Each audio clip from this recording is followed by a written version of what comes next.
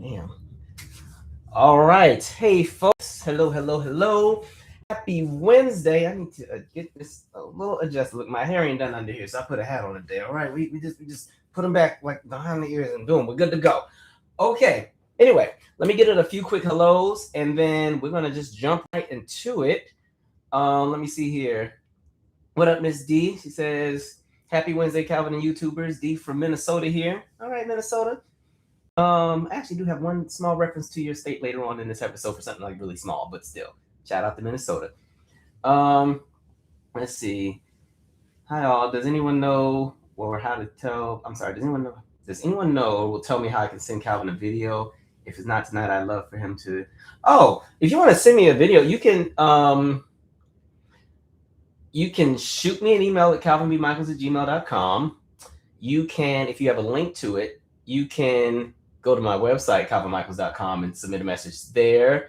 You can find my social medias. So, like, I'm pretty active on Instagram. Now, I'm not the best at responding to messages right away just because I get so many. And that's not me trying to be big headed or nothing. It's just you do get a lot of messages when you kind of have, a following, right? Everybody's sending you stuff. So sometimes it takes me a minute to get to it. But the fastest response is definitely email. I'm also on Threads. If you and everything, if you just type in Calvin Michaels, I pop up everywhere. So just shoot a message that way. They're saying because I'd love him to address the tensions and hatred of Black Americans. But oh Lord, not the diaspora wars this early. Listen, I am in a place of peace. I do understand there are some things that I think exist within that diaspora that sometimes we clash and butt heads. But I'm not in the business of trying to like ignite and start a war and throw gasoline on the fire. And so the way that I move is either you're in community with me or you're not. If you're not, keep it moving. If you are, lovely. I can help you fight for what is yours and you can help me fight for what's mine. And we keep it moving that way. And I think just because of my experience of living amongst so many different communities, it helped me to have somewhat of a nuanced approach to being amongst different groups of people. And unfortunately, not everybody has that same experience. And a lot of the divide that we have, a lot of it is because people don't know what they don't know. And what they think they know, they've gotten from somebody else or they've gotten from anecdotes. And I don't want to get all into it, but just know, at least in this space, I'm trying to build. That's where I'll leave me. And I just want people to understand too, I do believe in the conversation of delineation. I do believe in the conversation of specific groups getting what is rightfully theirs according to who owes it to them. But I don't like the idea of automatically dismissing somebody because of where they were born or what their experience is, and then all of a sudden trying to like outcast. And that's speaking from both ways, right? Sometimes I see things, and the biggest conversation is there needs to be nuance. That's the most important thing. We can talk about the issues that do exist between the communities. We can talk about the aggression that's aimed towards us because we be getting whacked all the time on social media. We can talk about all that, but I really believe in nuance and understanding. A lot of times if you're caught up on history and really know everybody's plight, a lot of these conversations that so many people have just ran with kind of decease and die out because the context and the history and that conversation cause and effect kind of like changes things. So even, damn, this is supposed to be getting another video, but that's okay. Even everything that's just happening right now with even the Haitian community losing the protections as a result of the Supreme Court. And now we have 350,000 Haitian Americans who are going to be targets of all kind of nonsense and ICE and everything else like that. The bigger conversation, if we're going to have that and you want to talk about what has been happening with Haiti, we already know France is a huge portion as to why Haiti has had a lot of the economic setbacks they've had. But the United States also was a major player in all of that. The United States took over their national bank and did a bunch of stuff. And so sometimes there may not be things we understand in 2026, but if you can just go back 60, 70, 80, 120 years or go back to the 1920s and see how the United States also helped to destabilize something like a Haiti. Maybe if France and the United States left Haiti alone, Haiti would be in a different position where people wouldn't have to come to another country and try to build a better life while also supporting their family back home. So I don't want to have that conversation right now. I'm in a totally different headspace, but I believe in the conversation of building. Is everybody going to be down with you to build? No. So you know what? The ones that are the loudest and are in the way, you just keep them over there. The ones that understand how this all works, lovely, right? Anyway, but we were not playing. We kick the door in right away. Just kidding. Janet Bennett, 6404 said, hello, Calvin, and everyone from Toronto, Canada. See, like, we got everybody on here, right? So I definitely try to give everybody like a space to be seen and heard. Let's see. Somebody said it's too hot for tea, Calvin, and I still have it over here. And the tea is actually today's I think this is green. Yeah, this is green tea. It's still a little hot, so I'm letting it cool over there. But yes, it's very hot, which I want to talk about as well in a second. Let's see. Somebody said, happy for a live stream. I didn't expect that. I was trying to be a little bit more consistent with y'all because I'd be feeling bad.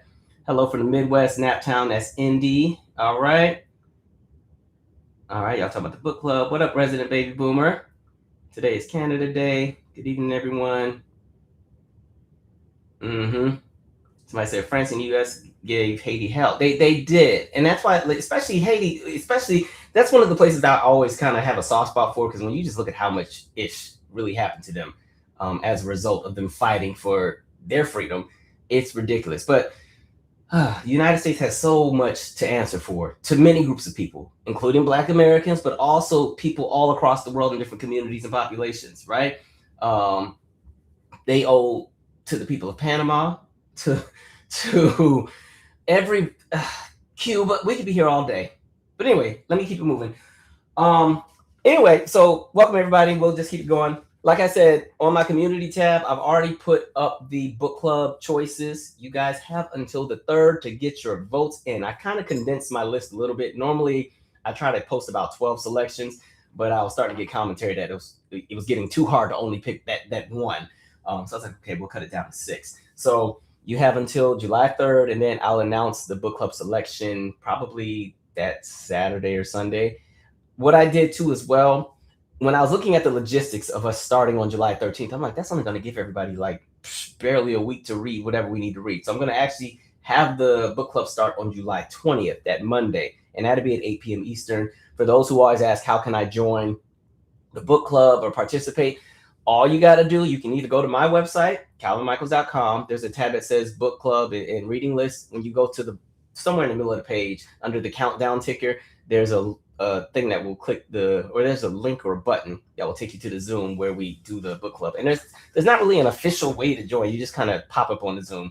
And like I said, it's pretty laid back. It's not as, I don't even think this channel is very formal, to be honest. I feel like these lives are pretty much, we're just chopping it up and having a conversation. The only time I think my channel is formal or very orthodox is if I'm doing a pre-made video that is not live. Those ones are a little bit more straight to the point, not really interacting with the chat. Here's my message and get in and get out, right? But no, book club, anybody can join, anybody can participate. Even if you haven't read the material, we normally break the book club up by sections of a book. We don't ever do the full book in one session. We'll break it up by chapters. So the last one, when we did Clay Kane's Burned Down Master's House, we did, because he had 4 chapters, but the chapters were technically stories. So we covered each story during each session. And then he was nice enough to come on the very last session that we did. So that's how the book club works. Comedically Hardheaded episode comes out on July 14th. I know some of you have been patiently waiting. Thank you for your patience. And like we said, new episodes go to the streaming platforms like the Spotify and Apple Podcasts and iHeart and all that stuff. And then usually the YouTube channel gets an older episode that hasn't been posted on here yet. So if you want to be caught up with the podcast in real time, follow along on the streaming sites. If you just get to it when you get to it, you can always just go on this channel to the playlist where it says Comedically Hardheaded, and all of the episodes are there. But I think the channel is about 3 or 4 episodes behind the streaming platform. Last thing, and then I'm scheduling a Zoom party for August. I don't have the official date yet because I do know that I need to travel a little bit, but August, mark that in your calendars. It's most likely going to be middle of August because y'all know my birthday's on the 1st. I haven't figured out what I'm doing for my birthday yet, but I know that I have to be on the West Coast like literally the next week. So anytime after that, we'll figure it out. Avocado Queen, you better be there. All right. You're the main one always asking about the Zoom party and don't be on it. So you better be the first one there. All right. Anyway, last announcement. Again, we've always been talking about primaries. Just a reminder. We just saw Colorado's results yesterday. Arizona, again, July 21st, you guys have primaries. August 1st, Guam, Virgin Islands, you guys have primaries for your delegates. August 4th, Kansas, Michigan, Missouri, and Virginia. That is your primary day. August 6th, Tennessee, that's your day. August 8th for Hawaii. August 11th for Connecticut, Minnesota, Vermont, and Wisconsin. And then for August 18th, Alaska, Florida, and Wyoming. We'll get to the other states when we get closer out of August. But I like my summer, so I'm not trying to rush it into September, right? Like, this is my favorite time of the year, and I hate that it goes by so fast because we can sit here and be in winter and snow and ice for months upon a time, and as soon as the sun comes out, the time just be jetting by. I'm like, it's already July? It was just like March a week ago. But whatever.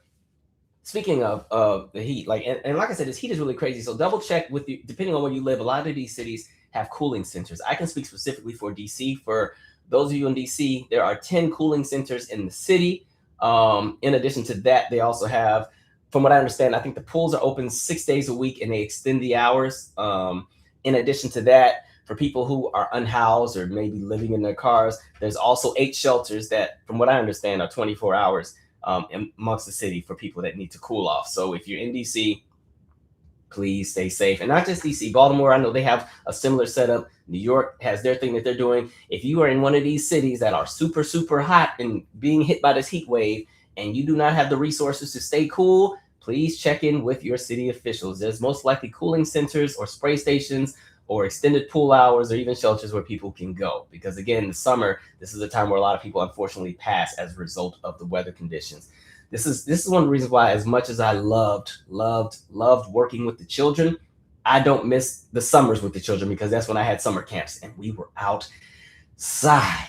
And man, it used to be so hot. And then, the kid, for some reason, kids move different with heat. They'll still be outside, because I was the same way. But, the kids would be like, so we not playing dodgeball? I'm like, it's 98 degrees with a heat index of 107. What dodgeball y'all think we about to be out there playing? Like, y'all gonna have Mr. Michael getting carried away on a stretcher. Anyway, speaking of 4th of July, let me talk about this nonsense with Orange Man and some of the other things happening. Now, I normally skip town when Orange Man is doing his big one with anything, because I don't have the time and patience. DC's, I love this city, but I don't love what I see when his folks come to town and just kill the vibe and do too much. So usually I bounce. So like when it was inauguration time, I went to New York. Only to have to still come back literally the day of the inauguration. I was so pissed about it. But yeah, and so this 4th of July, I said I'm hopping on a plane and I'm flying out and I'm going to the beach. So that will be my 4th of July. But anyway, one of the things that's been happening specifically here, we know that this is going to be the 250th birthday of the United States. And unfortunately, your president has decided to make this all about him. All right. And so the other thing I'll say why I normally leave when he's doing his events, it just feels like a big giant white nationalist rally. You just start seeing all the terrible people come out of the woodworks and gather. And I'm like, nope, not doing it. Especially when I used to live in Gallery Place and live like right by everything. Absolutely not. But it's interesting. Like I said, he's made this all about himself, as if he didn't just get to have the big UFC birthday bash on the White House lawn 2 weeks ago. He said, there must be more. And I was in Chicago for that. Like, I'm always skipping town when he's doing some dumb stuff. Anyway, what he has planned to do for the 4th is have what you call the most spectacular Trump rally of them all. Most spectacular. And so again, this is the shrine to himself. He has plans where, well, let me backtrack. Normally in DC specifically, when it's the 4th of July, you have the National Park Service that kind of takes over everything. And they'll do the fireworks show. They'll kind of manage the security to get people in and out of the National Mall. The fireworks kind of go off maybe like 9 o'clock. And then everybody's home in their bed by 10, right? Pretty easy event. People come from all over, bring their coolers, lawn chairs, blankets, sit out there. It's a good time. None of that is happening this go round. Now, he has stated that this is going to be the biggest, largest fireworks show ever in the history of America. And so it's a different kind of security. So he's kind of, and his people have taken this over. So he's also going to have a 40-minute speech, which I'm sure will not be about America or the United States. It will be more about, him and who he chooses to drag. And he'll spend time on how dumb the Obamas are and stupid Sleepy Joe and Kamala and all the other stuff that he's going to throw out there. So you have that going on. And in addition to that, the fireworks show here is being pushed back to 11 p.m. I said, yeah, that'd be really fun with the 5-year-olds, 11 p.m. And then the worst part is the airspace in the city is closing early. Now, the airspace does technically close during the fireworks show, usually every year, but this time it's different. Airspace will close on July 3rd, from what I'm reading, from 10 a.m. to 1 p.m. for the fireworks rehearsal. And then it's closed from noon until 11:59 p.m. on July 4th. So if you were flying to DC, I hope you're going to BWI or I hope you're going to Dulles, because DCA, you won't be landing and you won't be taking off. A mess. And then again, he has a tighter security. And the weirdest thing is too, like this time, again, the heat index is supposed to be about 104 on 4th of July, but no coolers, no lawn chairs. Pretty much it's TSA style. You're allowed to bring one Ziploc bag or a clutch, and the Ziploc bag needs to be clear. You can bring a diaper bag if you have babies or a child, but you only bring one bag. So if you're one of the people that got 6 and 7 kids, figure out how to stuff all their stuff in one bag, because that's all you can bring. And that's pretty much the 4th of July. Oh, and I forgot, of course, you know, his favorite thing is always the flyovers with the jets. Like he has this weird obsession with the military jets flying over all the time. Now, I get it. It makes sense for the 4th of July, but he uses it all the time. Like, remember COVID when we were still on the lockdowns, depending on what city you lived in? And then he just started arranging to have the Blue Angels just fly over these cities, you know, and I don't know what it was supposed to technically do, right? We're having a pandemic of a respiratory illness, but don't worry, we'll send fighter jets out to just fly, to just remind everybody that we're strong and we can still blow up some stuff. I was like, Lord, and mind you, this is when everybody was finally getting the luxury to work from home. So it's like, imagine you're literally on your Zoom meeting trying to work, and out of nowhere you hear, that's it was hell, right? But anyway, he loves those jets, right? It's like, I feel like it's like a childhood memory he has or something. You know, like when we were all, well, maybe not all of us, but when you were a kid, you had those little army men, or at least I had them. I feel like he keeps reliving that. I don't know, but it's weird. So, okay, he has all these fighter jet stuff, bunch of nonsense going on. Now, the worst part in all of this is that there were already plans, because a lot of this is also tied and correlated to the Great American State Fair, which we're about to get into. But what's interesting is Congress had been planning for America's 250th since 2016. Who do you think showed up and said, I'm changing all that, I'm gonna do my own thing, and it is what it is, right? So let's go to the article first, and let's just talk about how much has changed, because this will answer some of the questions about that Great American State Fair that we've been seeing. Let me go to the link here. I'm just gonna read part of this article because I'm trying to not bore y'all with all the reading. Internal documents and conversations. Let me make sure I can see. Okay, cool. Internal documents and conversations with 5 people working closely on the events reveal a strained relationship between the 2 committees. Hold on, let's backtrack, because really what happened, let me go up a little bit. Yeah, let's do this one. All right. This Saturday on America's 250th birthday, the U.S. government will host 2 marquee events on opposite coasts. One on the National Mall in Washington will feature President Donald Trump, who is billing it as the most spectacular Trump rally of them all. The other will be in Los Angeles with Queen Latifah hosting and Chris Stapleton, Shaka Khan, and the Smashing Pumpkins performing. That already sounds more fun than what we got going on my side of town. The 2 events are different tonally as they are geographically. Both are the work of separate federally aligned groups that are barely acknowledging one another in the run-up to the big day. It is a far cry from what anyone is imagining or was imagining years ago, when lawmakers began getting serious about preparing for this milestone. Internal documents and conversations with 5 people working closely on the events reveal a strained relationship between 2 committees with dramatically different visions and a lack of willingness to coordinate with it. The result is a chaotic mix of celebrations that together feel less a celebration of America's unity and history than the latest reflection of its partisan divide. Most of the sources who spoke to Time declined to be named because they were not authorized to speak publicly. Congress began planning for America's 250th, or the country's 250th anniversary back in 2016, when it created, and pay attention, America 250, a bipartisan commission made of private citizens, lawmakers, and cabinet officials. The idea was for the commission to program nonpartisan events that all Americans could enjoy. Everything changed when Trump began his second term. On January 29, 2025, he signed an executive order creating Freedom 250. So we got America 250, and now we got Freedom 250.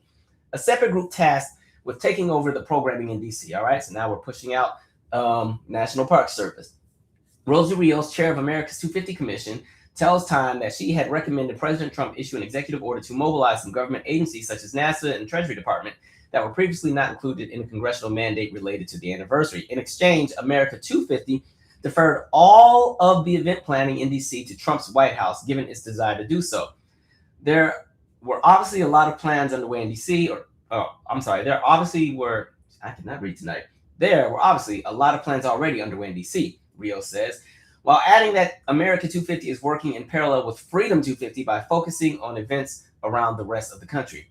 America's 250, now pay attention to this part, America 250's original plan for the 4th of July celebration in Washington was far less focused on the president. There was supposed to be a roaring parade weaving through the Washington, D.C. area with diverse floats and marching bands, a jubilant cultural festival organized by the Smithsonian at the National Mall, and multiple concerts from coast to coast celebrating the nation's cultural diversity. These were some of the events originally outlined in September 2024's playbook created by America 250 obtained at the time. Now, let's see. Once Freedom took over, all that changed. The Smithsonian Cultural Festival, a version which had been hosted at the National Mall every year in late June, was replaced with Trump's Great American State Fair. At least 9 states declined to directly participate. I want to pause and get 2 more things really quick, and then we're going to have a nice conversation here. I know this is a bit more of a regional conversation, so some of y'all are like, okay, get to the next story, but we're going to keep it moving. All right, this was somebody who worked in the mix. I worked at the Smithsonian, specifically raising money for the 250th. What I want people to know is we secured millions of private philanthropy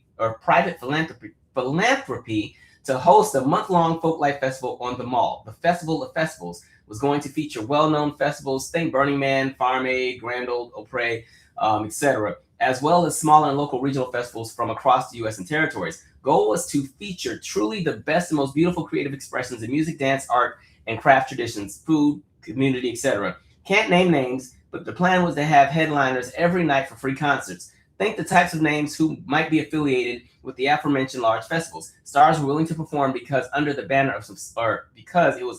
of Smithsonian.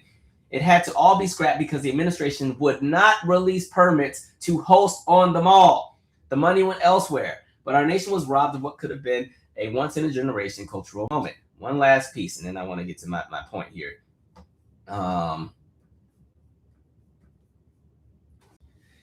Trump created Freedom 250 as a subsidiary within the National Park Foundation, installed his campaign's national finance director and his campaign's co-manager on the foundation's board, and began soliciting millions in corporate donations. The foundation's director, Jeff Rainbow, promised being anonymous to any donor who requested it. Congress had approved $150 million towards America's 250th anniversary. The money was supposed to go to America 250, the official commission Congress created for the job. Yet somehow, $100 million of those taxpayer funds ended up allocated to Freedom 250, the entity Trump created, which is free from the congressional oversight. It's time to ask, where's our money? Now, this is where it starts to get a little interesting here, right? Again, there was already going to be something with America 250. That was going to be tied with the Smithsonian and the idea of the folk festivals, and they would do everything on the National Mall. And they weren't just going to be at the National Mall, but this was going to be all over the country, where in all these different cities.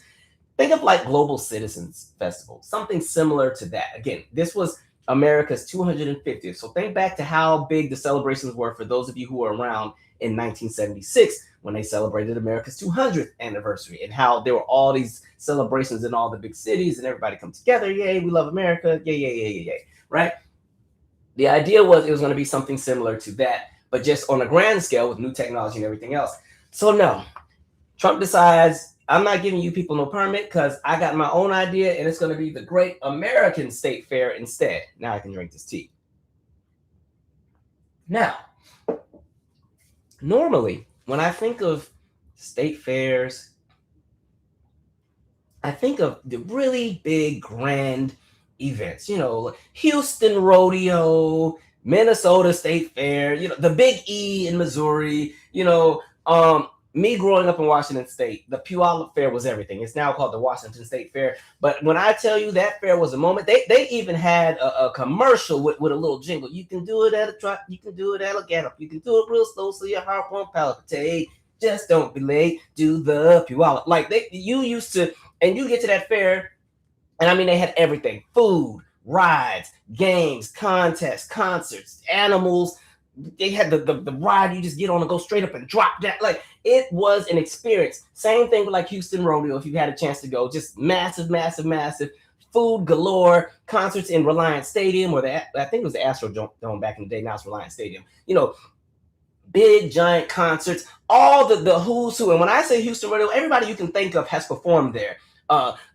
Every Jackson, you know, the Jackson 5 did it years ago. Janet has done it. You know, Selena, like the big the Selena Quintanilla in the purple outfit that we always see, where she got the bang in the long hair. That's Houston Rodeo. Everybody has done Houston Rodeo. You know, the what is it? The State Fair of Texas and Dallas, big giant huge thing. I think Oprah did the show one time and they went and got fried butter. Like, the state fairs are just massive. So when I heard about the Great American State Fair that Orange Man was putting together, and again, this was going to be the biggest thing ever, I said, okay, let's see what we have going. All right. Now, would you all like to see where these hundreds of millions of dollars are going? Because again, if I'm hearing $100+ million, I'm thinking that they got everything. And mind you, this is just on the National Mall. The National Mall is not that big in comparison to what fairgrounds would be in, like, you know, Washington State or Missouri or Texas or Georgia, or all these places. Like, it's a big area, but it ain't like Houston Rodeo area, right? So I'm thinking, because they're in a smaller condensed space, oh, that money's going to be able to spread. They're going to be able to have all kind of good stuff. And literally, no matter where you take a step, there's going to be something great. So I was ready. Now, I wasn't going to be going out there because, again, to me, all of this is like a big white nationalist event. But I just want to see how much of a disaster is this going to be.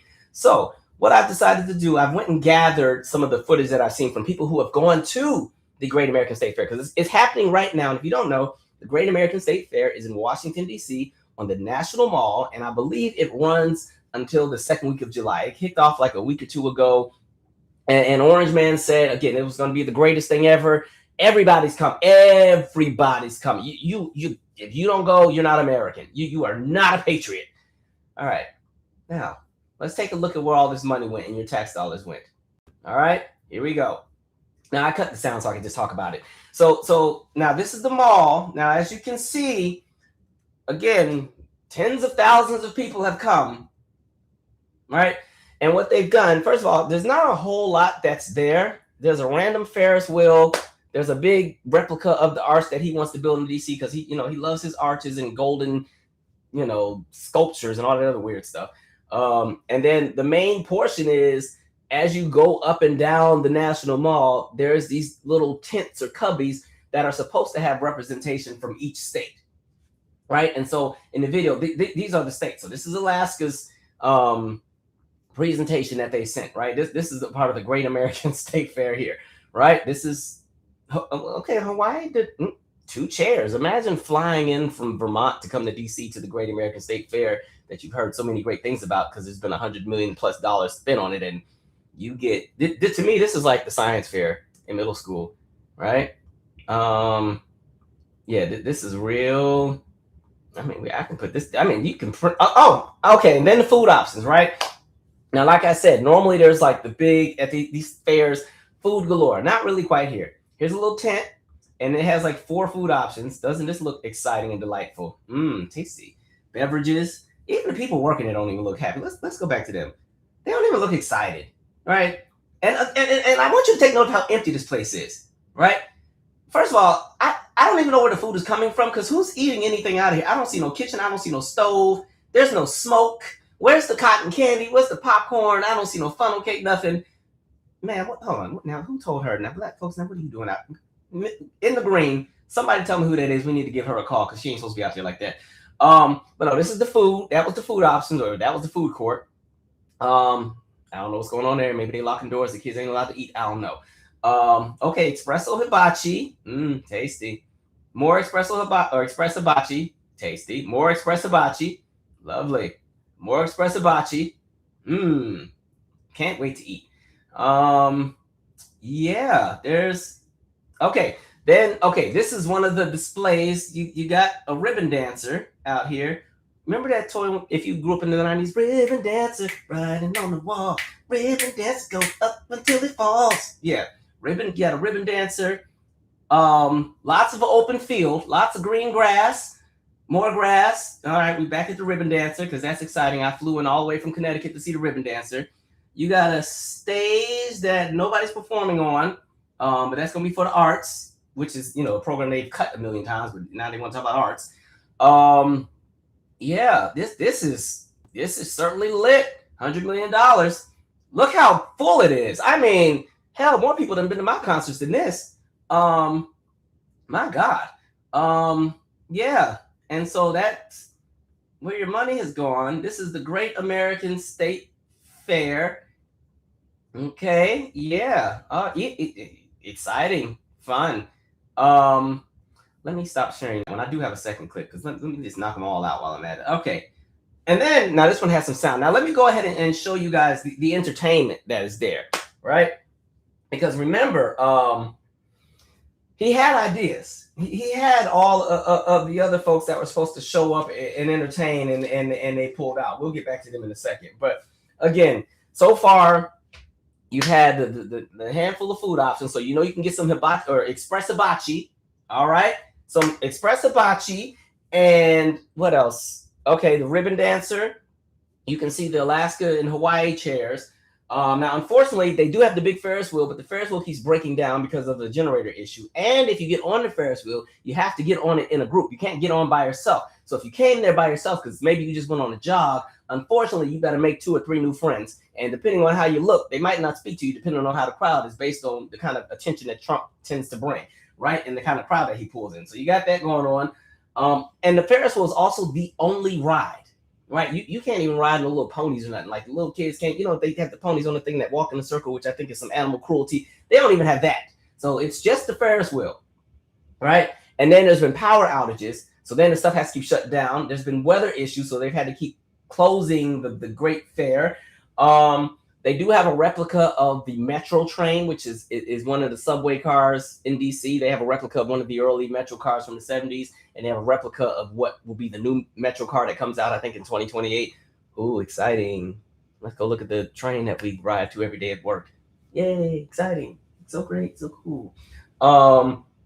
And they do have a FIFA zone. So at least, it's a big TV for people who want to watch the World Cup. You can go sit on one part of the lawn and just watch the game. So at least you get that. Now, it's not in a covered area, so you will not be protected from the elements of the heat. But anyway, let me get to the entertainment, because again, there was a whole lot of folks who couldn't be there, which we'll come back to, and I think we talked about before. But I want to show you guys what the replacements were for this Great American Fair, because again, it's the American way, because we're all Americans. Let me go ahead and share this. Great American State Fair. Millions of dollars. All right. Can I see this? Okay. Here we go.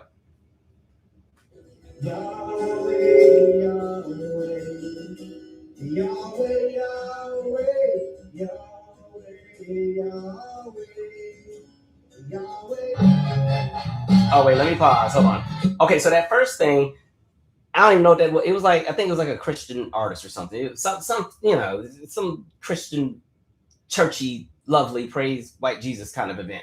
And nobody was there. I don't know what's going on, because any other time his crowd tends to be very evangelical. They love Jesus and the Bible, and they utilize it to oppress it and go after everybody, but then they don't live by the rules that they want to abide by. But anyway, he had his, I don't know who that was, but Yahweh, nobody was there. Now, this was the grand finale. Now, to be fair, he was on a tent off to the side. I think he was next to the North Dakota tent. But now we're at the big stage. Now look at the big stage, big stage. Okay, and I'm not gonna lie, the stage is actually nice a little bit, right? I be dragging Trump, but I'll give credit when credit is due. This is a nice stage. It looks like you can probably set it off here, right? Can't wait for you guys to hear the song selection. Here we go.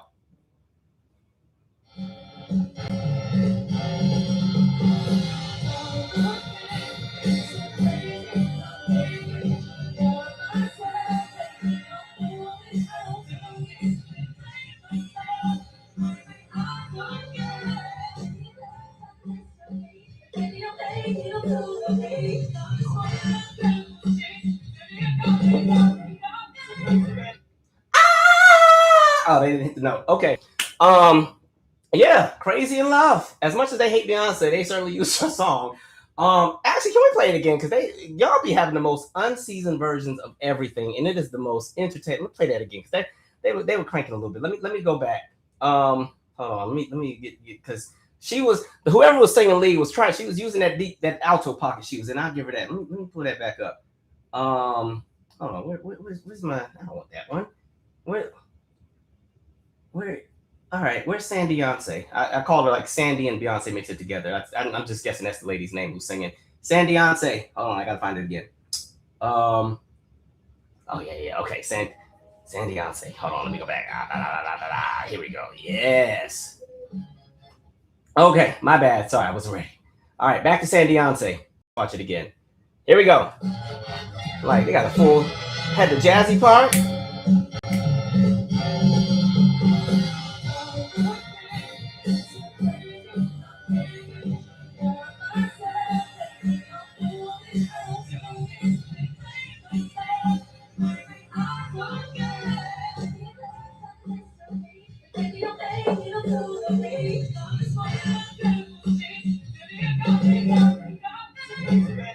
Yeah, she stopped before the money note. So yeah, that is your $100 million event. I mean, they could at least got some dancers or something. If you're gonna sing Beyonce, do it right. That's like somebody going up and I don't know, singing freaking Thriller. You don't got no dancers to do the Thriller routine. What y'all doing up there? But anyway, as far as the state exhibits, because like I said, every state was supposed to have a tent to kind of highlight. There were some states that were like, "We not coming." Connecticut said they ain't coming. Maine said we ain't coming. Massachusetts said we ain't coming. North Carolina said we ain't coming. Oregon said we're not coming. Rhode Island said no, we ain't going. Vermont said we ain't coming. Washington State said absolutely not. And so, unfortunately, not all 50 states will be represented. So depending on if you're from one of those states and you flew in and you couldn't wait to go and see your tent with the Party City tablecloth and I was going to say Kinkles, but they don't call it Kinkles no more. I'm going to say FedEx or UPS shipping store printout of the wall art, or maybe you went to Signs by Us. You won't be able to get that. Now, as far as the performers, initially, this was supposed to be, like we learned a few weeks ago, Martina McBride, Young MC, Morris Day, Morris Day and the Time, the Commodores, Bret Michaels, who actually won Celebrity Apprentice. I remember that season because he beat out Holly Robinson Pete. And even Milli Vanilli. Unfortunately, all of them said absolutely not. We were under the impression that this was going to be an event that celebrates the United States, and this was going to be something that was not partisan. This was going to be something that was just about America's anniversary, and this sounds like it's a shrine to Crazy Man, so we won't be there. And then the one act that actually said yes, Vanilla Ice, because Ice Baby, unfortunately, he got iced out because his set got rained out, and they had to cancel the Vanilla Ice segment. So they got no entertainment. So instead, you got Stacey Yonsei in them. And that's the other thing. The weather keeps shutting this thing down because either we're getting downpours or because we're in the middle of a heat wave, we're getting crazy heat. But don't worry, guys, because you guys unfortunately missed Vanilla Ice. All right, stop, collaborate, and listen. Instead, you got to stop, collaborate, and listen to another Orange Man speech because that's how he kicked off the fair. A shrine to him on that big old stage with another speech about a whole lot of anything and everything. And then again, he decided he was the entertainment. And then, of course, for some razzle dazzle and sprinkle on top, you got more jet flyovers, right? This weird obsession of the illusion of power through the military. Like every time I think of Orange Man and these jets, what is that movie from the 80s with the jet? Y'all know what I'm talking about. It's the movie from the 80s with the fighter jets. And it has the song. What's that song? Highway to the danger zone. Like every time I see Top Gun, thank you, Mario. Every time I see Orange Man and these damn fighter jets, I just think of Top Gun because I'm like, where do I live? Everything is so unserious here. Everything. Now, what I found interesting, there could have been some performers because I see that there's some people that are kind of working within the circle, but they decided they were going to do the private events, right? The events that I guess the general public, we weren't going to pay for, even though the tax dollars already covered it. So let's go to that, shall we? So you guys can see who you guys are missing out. A-list rapper quiet. I don't need you to. I don't need no notifications from this website. Just let me read the article. A-list rapper quietly unveiled as performer for America 250 celebration at Donald Trump Jr.'s MAGA club. The In the Club star claimed in 2024 that he turned down a $3 million opportunity to perform at the Trump rally. Skip whatever that nonsense is because he ain't saying nothing important. 50 Cent will reportedly appear at Donald Trump Jr.'s members-only club executive branch on the eve of America's 250th anniversary celebrations. The In the Club rapper is set to perform on July 3rd at an exclusive Washington, D.C. club, which charges an annual membership fee of $500,000. The Daily Beast reports that 50 Cent's booking comes after similar headline sets by Busta Rhymes, Ja Rule, and Timbaland. 50 Cent, whose real name is Curtis Jackson, claimed in 2024 that he turned down millions of dollars to appear at Trump's controversial rally at the New York Madison Square Garden because he was afraid of politics. He ain't afraid no more. During an appearance on an episode of the Breakfast Club podcast, the rapper claimed that Trump campaign offered him $3 million to do it, and that he had been offered a similar amount to perform in 2003. Perform his 2003 hit "Many Men Wish Death." That Orange Man would request that one. At the Republican National Convention. He turned down both, adding, "I'm afraid about politics." The rapper previously backed Trump in 2020. Well, what you scared of? You already didn't back the man. Go on and sing a song. But later walked back his endorsement. Stand in it. If you go, either you in or you out. All right. This is your mama with the air conditioner or your grandmama. You can't keep running in and out the door. You let out all the air. Are you in or are you out? Right. The latest booking comes after President Trump's planned Freedom 250 concert series fell into disarray. On Friday, performance by Ice Baby rapper Vanilla Ice was canceled 2 hours before he was set to hit the stage. I don't care about the rest of this.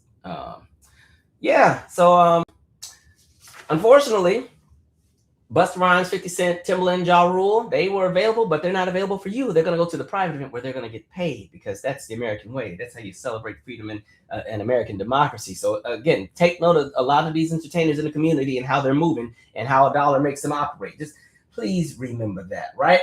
I'm going to actually pause and read some comments here. But yeah, as I said, I won't be in town. But for those who do, stay safe, have fun. Tell me all about it. Hopefully, Stacey Yonsei has some dancers when you go next time. I don't know what other entertainment they have, but yeah, the fair is a bust. All that money, you could have had something great. He decided to take it over, and all you got was a Ferris wheel, a ribbon dancer, some guy singing in a tent about Jesus that nobody went to, Express Hibachi. What am I missing? Stacey Yonsei? Cool. Lovely. Somebody said patio furniture. No, yes, you don't even get a turkey leg. KO42. What up, Nelton? I got to still watch your video. I know you sent it to me the other day. I got to watch the new one. Let me see. Yeah, you don't even get a turkey leg. You know, when I go to the state fair, I always like to get the elephant ear. I don't know if they do it at every state fair, but I know at Washington State Fair, Puyallup Fair, the elephant ear, it's like this big thing of like dough and butter and sugar and cinnamon. I used to tear one of them things up. You know, get the scone, funnel cakes. You know, there's all the fun. They ain't got no Express Hibachi. That's lunch for work. Like when you can't find nothing, you need something real quick. Well, what? That's not fair food. Huh. All right. Poison Ivy said beautiful gowns. Somebody said, where are the MAGA folks? I don't know, because y'all couldn't get Kid Rock to perform. You know, nope. Kid said I ain't gonna be there. Let me see. Somebody said I felt more patriotic on Juneteenth when Obama opened his library, and his library had a nice event. They was singing, and you had Stevie, and even the Obama girls are out there bopping and rocking. I was like, I know that's right, but that's okay, y'all. You can still go to the Great American State Fair because it runs for a few more weeks. Let me see. Somebody said the Ferris wheel is the worst ride at the normal fair. Why would it be the only ride? I don't know. Probably because they spent too much money on the UFC stage from weeks before. Somebody said, look how packed it is. I mean, first of all, the National Mall is never that empty. I ain't never seen it that empty before, just on a regular day. Like, I don't really, if you live in DC, you don't really go to the monuments and stuff like that anyway. It's kind of like if you live in New York, you don't go to the Statue of Liberty. You might go once every few years. But that's how I am with, like, the National Mall. I'll pop out during the Cherry Blossom Festival just to get a good picture or two. Maybe a nice date night when everything, because DC closes down really, really early. So sometimes if you just still like are enjoying each other's company, you know, you can have a nice little conversation and walk on the mall or something because the monuments and stuff look nice. You can do that kind of thing. But nobody goes to the monuments. as far as residents, but tourists come in and flock, and the monuments are always really packed. And I will say DC residents that are like into fitness and that go jogging at 4 a.m. and stuff, they be out there. So I've never seen it that empty in my life. Like, how you got a party and ain't nobody came? Nobody likes you. Yeah, a mess. Somebody said, I hope Beyonce saw this and sent a letter to stop using her music. Let's see. Not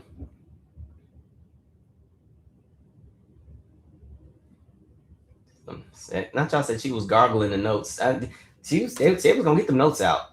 All right, they was gonna get them out.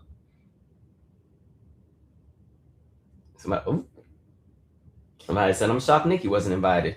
Hell, Nikki might have been able to bring some people she might have been able to bring the crowd a little bit. Right, Nikki, that's her boy. She could have went up there and did a few numbers or two. But see, the thing is, they're so conservative and so Christian and family values. I don't know what song Nikki could sing, unfortunately, for them over there. All right. Victoria Begin said they pocketed that money like they do with everything. Yes, because I definitely just saw this article about how Trump has enriched himself by $2.2 billion this term, and a whole billion of it came from crypto investments, which all against the law, but they let him just do whatever. And he's claiming, oh, it's not my business, it's my son's. I'm like, y'all just let anything go. Somebody said, isn't 50 Cent performing? 50 Cent's not doing the state fair. He's doing a private event that Don Jr. is hosting. He's going to the event where he's going to get a check, where the people that are paying $500K to be in the membership, they get the show, right? Which I still think kind of sucks. I'm paying $500,000 and the best you could get is 50 Cent. $500,000 for me to be in the club. You better, I need all the top-notch entertainers, right, of every genre. You got to go into the country world. You got to give me all the big names in country. You got to give me the Garth Brooks. You got to give me Shania, but Shania with her voice from 2003 and back. You got to give me, I don't really care for Taylor, but you got to get Taylor, in rap music. Then you need to get me all the big names in rap. Like I need all the big named people if I'm paying $500,000 to be in somebody's membership club and we get in a concert. I'm not 50 Cent, Timbaland. Respect it as a producer, but not. And Timbaland, I told y'all about Timbaland. I said he'd been moving funny ever since he started getting that Nelly Furtado money. He just something since once the album Loose came out, which is an album I like, by the way. I always used to love this song, Showtime. But anyway, I feel like once the Nelly Furtado money came in, he just never moved the same. And I just noticed he moved further and further away from community, and it became all about him. Let's see. A mess. And I don't know what Ja Rule's problem is. But I guess maybe Ja Rule and 50 Cent have now unified and are on the same page because they on the same ticket. Right? Just sprinkle a little bit of white supremacy in there and look how folks start acting. Okay. Okay. Anyway, BET Awards. Now, I did not actually see the whole ceremony. Like, what's wild to me is the one time I don't actually watch is when they want to have a really, really, really good year. All I know is I was minding my business, enjoying what was left of my weekend. And then I start getting these notifications because, again, when people know who your favorite artist is, they start sending you stuff.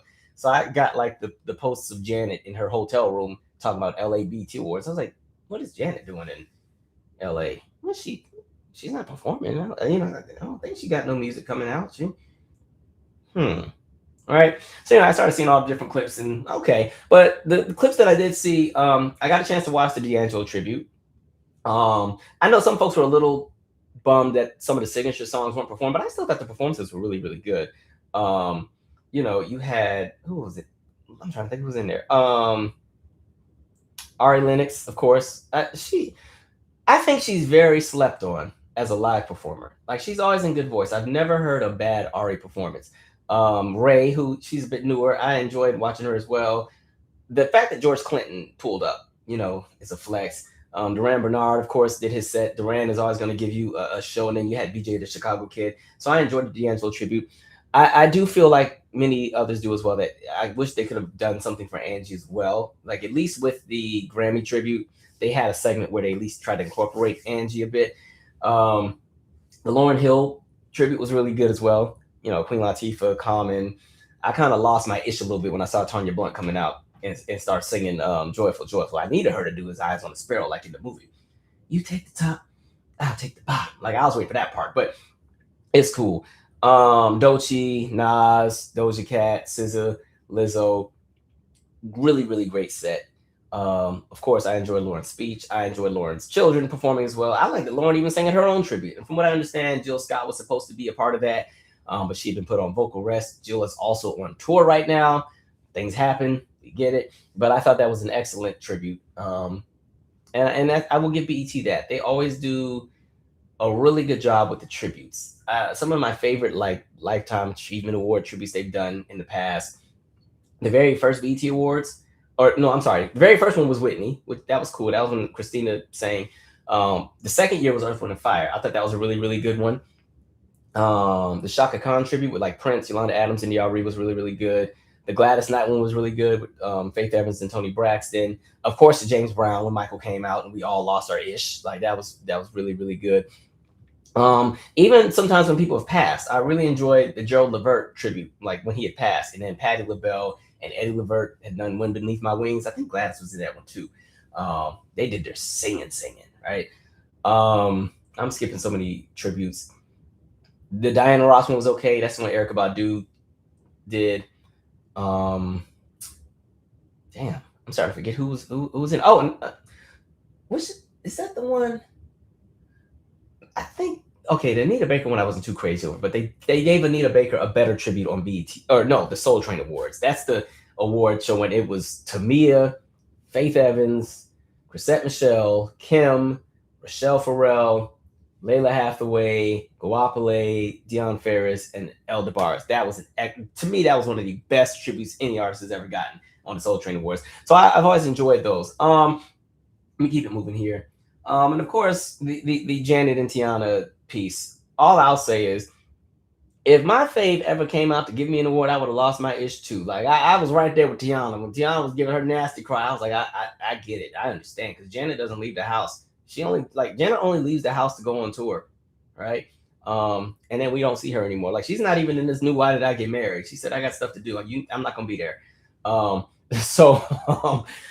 I thought that was really dope to kind of see, what you call like a legend in music give their, not even just, seal of approval, but just give them that endorsement, right? And be like, you're killing the game. I always love when I see that. Patti LaBelle to me is somebody who's always had that energy as well, where they pour into the next generation of folks, right? You got some entertainers who really do that. Now we got some other ones who be like, I don't like nobody, it's only gonna be me. But you got some entertainers who really pour into the next generation. And I saw some folks who were like, I don't get why Teyana got an award and icon legend. From what I read, it was saying icon of the year. Now, to be fair, that means honestly she had a good year. Like, I don't know what to tell you. I can understand if you were thinking like Lifetime Achievement Award, and then again we got a bunch of legends who still haven't got theirs yet. That makes sense. But for an award specifically just for the year, I think it made sense. So anyway, I thought it was cool that Janet came out. Honestly, she's been to BET Awards like 6 times. So I will say, out of the big name folks, she's one of the ones who ain't too good to come to our stuff on occasion. So there's that. Now, I will say, remember how I was talking about they're obsessed and pressed about us all the time? And I literally just said that on the last live. Well, of course, as we're having our night of celebration and culture and music and everything else like that, you always know that there's somebody who's pressed. So I'm going to share this clip. Now, I cut the sound because it was too many F words in here, and I ain't trying to be demonetized today. Plus, we don't need to just give our energy to nonsense. But I do want to at least show this clip to paint the picture of just some of the nonsense that we're talking about. Because, again, everybody is obsessed with us. So that's outside of the BET Awards. You had this happening and this going on. Now, what you're looking at is, this is a guy, Jake Lang, who decided he was going to have a protest outside of the BET Awards. And if you're looking at the signs, Black parents are failures, bring back the death penalty, all this other weird stuff. Now, he had posted on his social media, come out, we're going to have hundreds of people, it's going to be this, it's going to be that, blah, blah, blah, blah, blah. It was only maybe about a dozen people who showed up. But as you can see, it didn't really go too well for him because everybody started whacking and dragging him and everything else like that. Now, like I said, I am a person who's like, I don't normally even give energy and attention to this, but since he got popped in the head a few times, I said we can talk about it because I enjoyed watching that part. But again, this is what I say when, let me go ahead and stop sharing. We've seen enough. This is what I mean when I say people are pressed, right? Again, a night of celebration, a night of us doing our own thing, and no matter what happens, here they come, right? pressed every time. And the reality is they're mad because we don't care. So they want us to care. So they have to go above and beyond and become even more extreme as a way to try and get our attention. And that's why they have an obsession with us wanting to, or that's why they have an obsession with wanting us to react, because we're just not giving them the energy. Nobody cares. Think about even most of you who are on social media, you may post something and then, I don't know, some troll comes in there and responds. Most of the time you just whatever and you keep it moving, and it drives them crazy. And you know what's so funny? When I kept seeing the piece about the crime, let me pull that clip back up, because I was like, do I see what I think I see? I always close the video every time and then be like, hold on, let me bring it back. Hold on, let me find what I'm. Oh yeah, okay. I need y'all to pay attention. Hold on, let me share my screen again. Let me be a millennial and narrate it as I do it. Okay, look at his ankle. What do you see on this man's ankle? This man has a whole house arrest ankle on here while he's trying to talk about crime and black people this and black people that. They don't even live by the rules that they try to enforce on everybody. And so the thing that's even crazier, now he's somebody, if we're going to talk about crime, this is somebody who was pardoned as a result of January 6th. All right? And the thing is, he shows up in all these spaces to agitate because this is what he's trying to build his brand on. And let me just show you why it's always interesting that they move in this manner. I'm going to go to another video. I also pulled the sound from this one because tonight we ain't going to have a lot of sound. It's too much foolery going on. And again, too many F words. Now, this was, I'm going to just give the context. This clip is from Minnesota. This is during the uprisings, right? He went out there to agitate and got it handed to him. Now, again, we always got one in the community who's going to be a hero. So now he was getting mopped up and beat down and one step from death. But again, we always get that one who's going to go and try to save everybody and save the day, right? So you got this black man right here who's trying to pull him away from the mob that was about to finish him off because he's just been out there trolling and being a terrible person.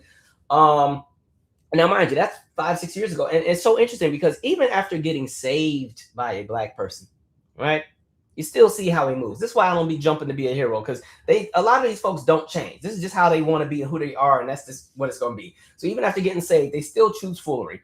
And again, this is why I don't play a hero, because again, they've already displayed exactly how they move. And again, the real honesty about all of this is a lot of people like him and everybody else, they're not accomplished. They don't have anything going, right? And so they're mad at themselves because life hasn't gone the way that they wanted it to go. So they need somebody to blame. They need somebody to put all of the weight on and make it seem as if, oh no, I'm actually an expert at everything and I'm the top notch everything. The only reason I'm not at the top is because these people are messing it up for me, right? That's how a lot of them move. You know, not to even sound, I'm not going to say that because I don't want to get canceled today. But yeah, so a lot of them move in that manner. And so, like I said, they will jump into the delusion of blaming everybody else for what's wrong in their life because they just haven't really amounted to much. And then on top of that, their litmus test, right, tends to be just being a nuisance to everybody. That's the litmus test of how they're going to do everything. They know they can't pull in a large group of rational people. They'll still pull in large groups, but it tends to be the folks who are the bottom of the barrel when it comes to integrity, when it comes to just having humanity, decency, just, you know, intelligence. It's usually the bottom of the barrel folks that run to this kind of guy, right? And then because of that, it requires somebody like him to be over the top on everything. Because when it comes to a bunch of random weirdos that are that obsessed to the point where they will fly to LA on a day of a Black award show and try to protest and start something, these are the folks who have nothing to lose and have just totally thrown in the towel on life.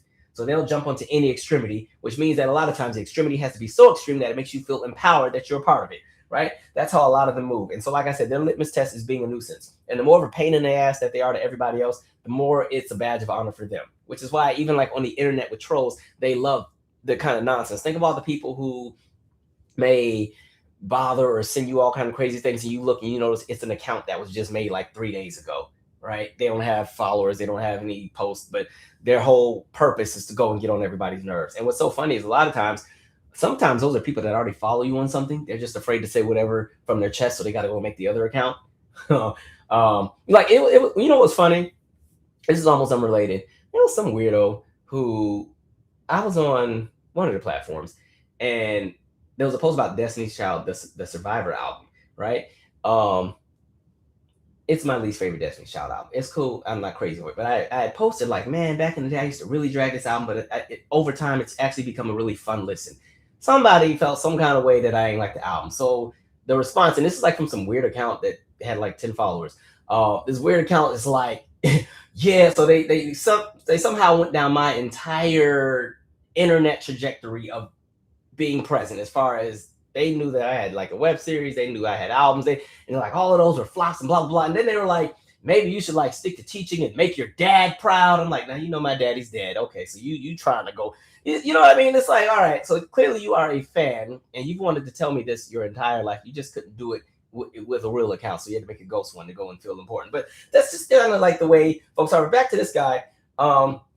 Like I said, a lot of these folks are just unhappy in life. And even when they do make some kind of significant milestone, they can't even enjoy it because they're still too worried about what we're doing, right? That's why even when we're looking at the politics and the climate in the United States right now, the very group of people that are the angriest are the people who have gotten everything that they wanted. They have the Supreme Court, they got Orange Man in office, they have the House, they have the Senate, they have tons of corrupt judges that are locked in. As far as the federal level, when we're talking about appeals courts and the lower court, they have everything. And even with everything that's happening, they're still mad as hell every day, pissed off about something, because again, they built their entire identity on oppressing other groups of people. And as long as everybody else is still somewhat doing okay, as long as Black people are still enjoying themselves and having a good time and laughing, they're going to be mad.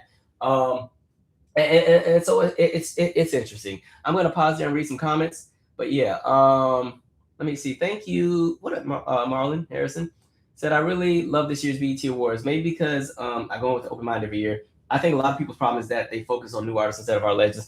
Like I said, from what it seems like this is probably one of the best ceremonies they've had in a really, really long time, based on just the reviews I've seen and even the performances that I looked at. It looked like a really good time. To me, they've had some okay years. Within the last 10 years, it's kind of been up and down, but there's been some good years. Like I think 2016 to me was a really, really good year, but that was the year that they dedicated the show to Prince. And so you brought in a lot of the seasoned entertainers like the Sheila E's and everybody else. And I love seeing the cross-generational performances like Tori Kelly and Stevie Wonder together. Janelle Monáe had her set, Bilal had his set, Erica had her set, Sheila E closed the show. I'm skipping a million people, but that was a really good one. 2012, damn, it's the year everybody dies that they have a good one. 2012 was the year that Whitney passed, but there were a lot of people there that year. They just, I don't know, they have their ups and downs, but they've been pretty decent the last 2 or 3 ceremonies. But it seems like this one was really, really well put together. And I think the goal, what they're trying to do, is kind of rebrand it to make it a thing again.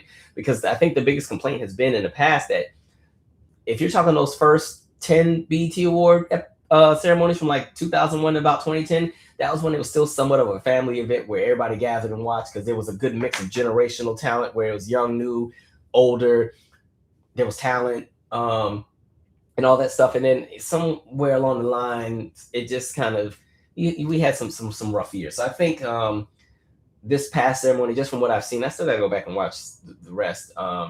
This seems like it's just leaning more towards what used to be, and I think that's why a lot of people enjoyed it. Let's see. Somebody said not tens of people. That's for the fair there. Oh no, actually that was for Jake's little protest. Okay. Somebody said glad he got his what whipped. Mm-hmm. Somebody said icon of the year makes sense. It makes sense. She had a whole Oscar nomination, right? Let's see here. Nothing better to do. Just consumed with self-hatred, of course. I don't know why everybody be obsessed with us like that. Like, thank you, crazy homebody girl. So he's violating his house arrest just to be racist. I can't exactly. Now he about to go back to jail. He gonna blame us for it. It's gonna be our fault that he don't went to jail, right? Foolish. Excuse me, prison. Let's see. Somebody said Minnesota's nice until Minnesota don't play. Y'all be getting it in. I ain't gonna lie. Somebody said that dude needs to be roasted for the rest of his life. Stop being a hero for a damn demon. Like, because had I been walking past, that's the moment. Mind your business so that you can age well. If you somehow are getting beat up at an anti-police brutality rally by the people who are protesting police brutality, you must have did something wrong. So, good luck, right?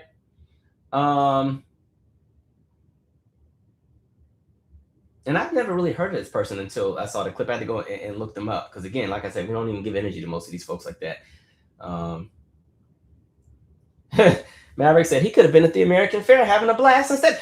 Exactly. You should have been on the plane in DC and you should have been watching Stacey Yonsei, right? And having a good time. And you could have went to the guy with the guitar singing the Yahweh song, and you could have saw the chairs in Alaska and got on the Ferris wheel if it was working and got you some espresso bachi. I don't know why you worry about what we're doing. All right, go on and get you some espresso bachi.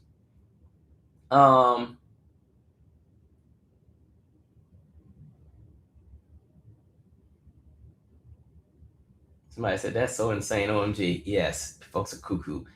All right. All right, let's move to some more serious matters here.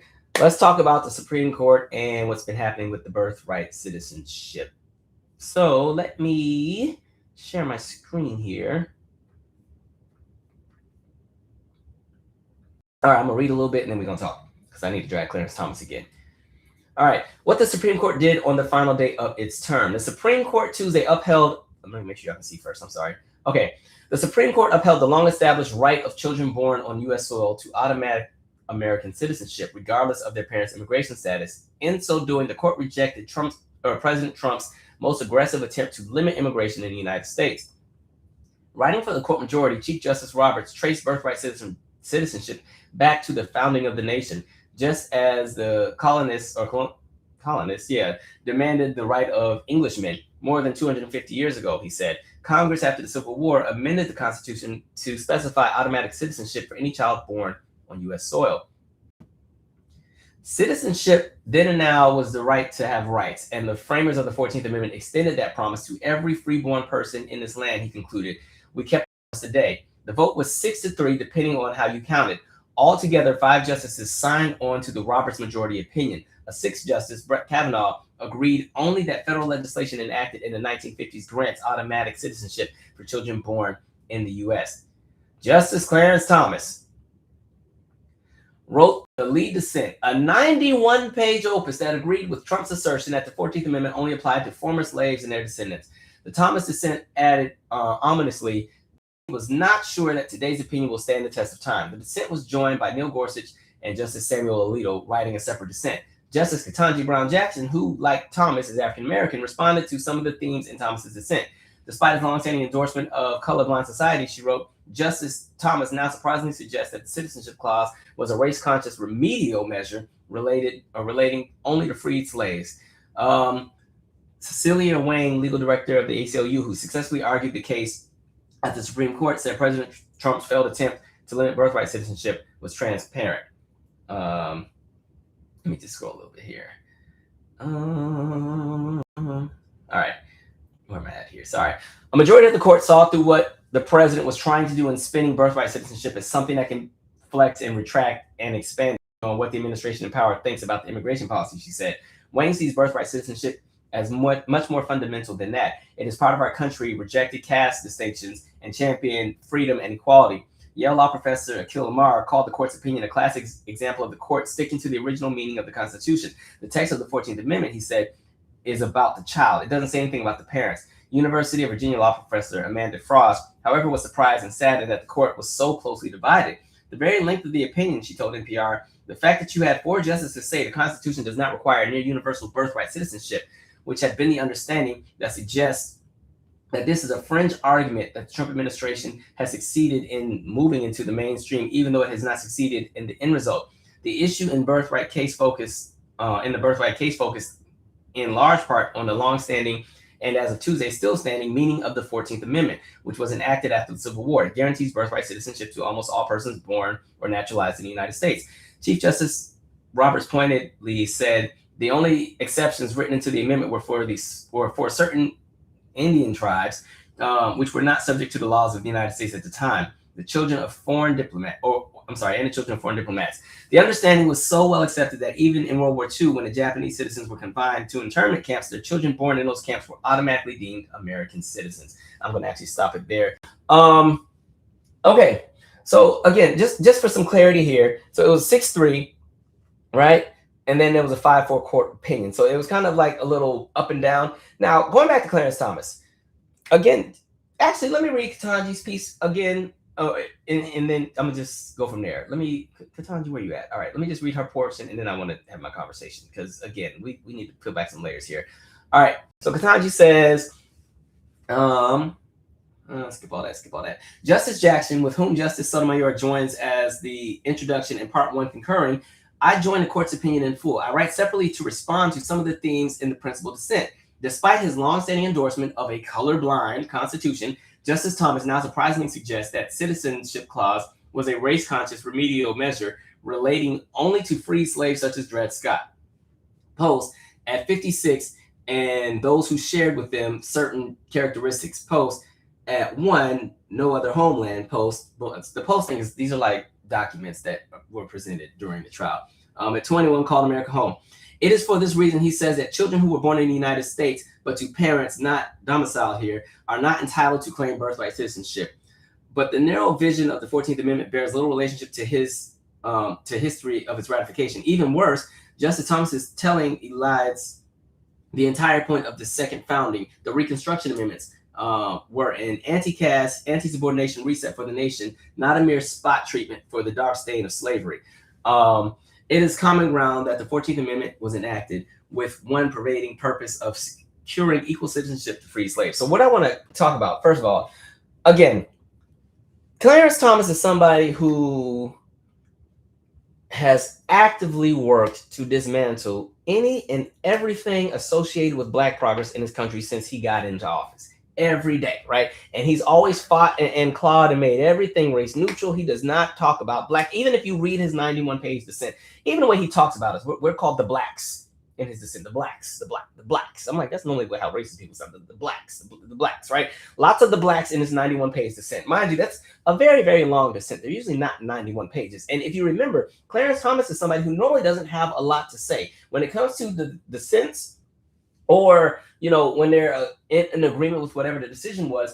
Clarence Thomas is usually the least spoken person. He's usually the person that doesn't have a whole lot to say, usually has short statements that are released. But he had 91 pages for this one, right? But my point that I'm making is he has always been race neutral, colorblind, blah, blah, blah, blah, blah. And the one time you want to utilize the Black plight with anything, you want to utilize the Black experience to oppress another group of people. To me, which I was like, you're on some nonsense with that one. And what I need people to think about too, again, this is somebody who has jumped at every chance and opportunity to strip away any and everything that we have. And I want us to think back. We just did a video 3 or 4 lives ago where I kind of broke down the 13th, the 14th, and the 15th Amendment. If you want to go back, because I'm not about to go into detail like I did on that one, it's the video where I say Kevin Hart to the front of the class, and I think it says Voting Rights Act. Go to that one. There's a whole probably like 50 minutes where we just go way back in history and talk about cause and effect and policy that was enacted and why a certain cohort of the population is never going to change no matter what happens, and how they have to be dragged into becoming decent people. Right? But when we're going back to that 14th Amendment, again, the issue was before the 14th Amendment, states often would deny due process to people that to people that they felt weren't worthy of it, right? And this is what got us to the Dred Scott decision, because his argument was like, I should be free for these various reasons. And then the states were like, well, unfortunately, you're 3/5 of a person. You don't get any rights. You don't get any freedoms. You have no rights, and so on and so forth. And so this is when we end up getting the 14th Amendment as one piece that's saying, no, anybody that has been born on this soil, because at this point, he's the descendant of multiple generations of people that have been enslaved. This man is a citizen, and he is privy to all the rights and the protections of everybody else. In addition, what I need people to pay attention to, because again, just seeing how Clarence Thomas moves, there's 2 other really important parts in here. The other important part, insurrection disqualification, right? In the 14th Amendment, there's a segment that talks about for anybody who participates in any kind of insurrection against the United States government, they are automatically disqualified from ever holding public office again, unless 2/3 of Congress votes to dismantle that specific rule. Why is that important?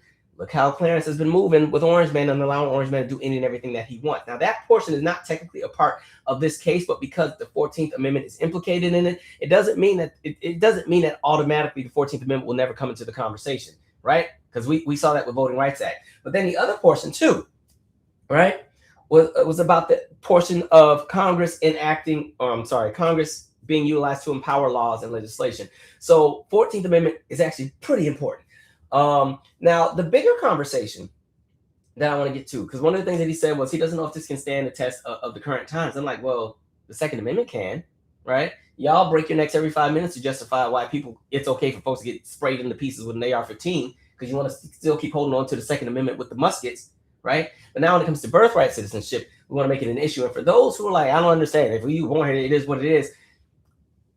In the event that something like birthright citizenship had been like upended, that means everybody's on the table for consumption, including Black Americans who are here. Because at that point, if somebody wants to be really, really, really, really, really, really draconian and stretch and jump way out there, you're going to get some lunatic who's going to be like, Calvin Michaels, yeah, he was born here, but he's only 5 generations in. And his great, great, great, great, great, wherever came from somewhere across the water. And so technically, if we want to also end chain migration, he needs to go back.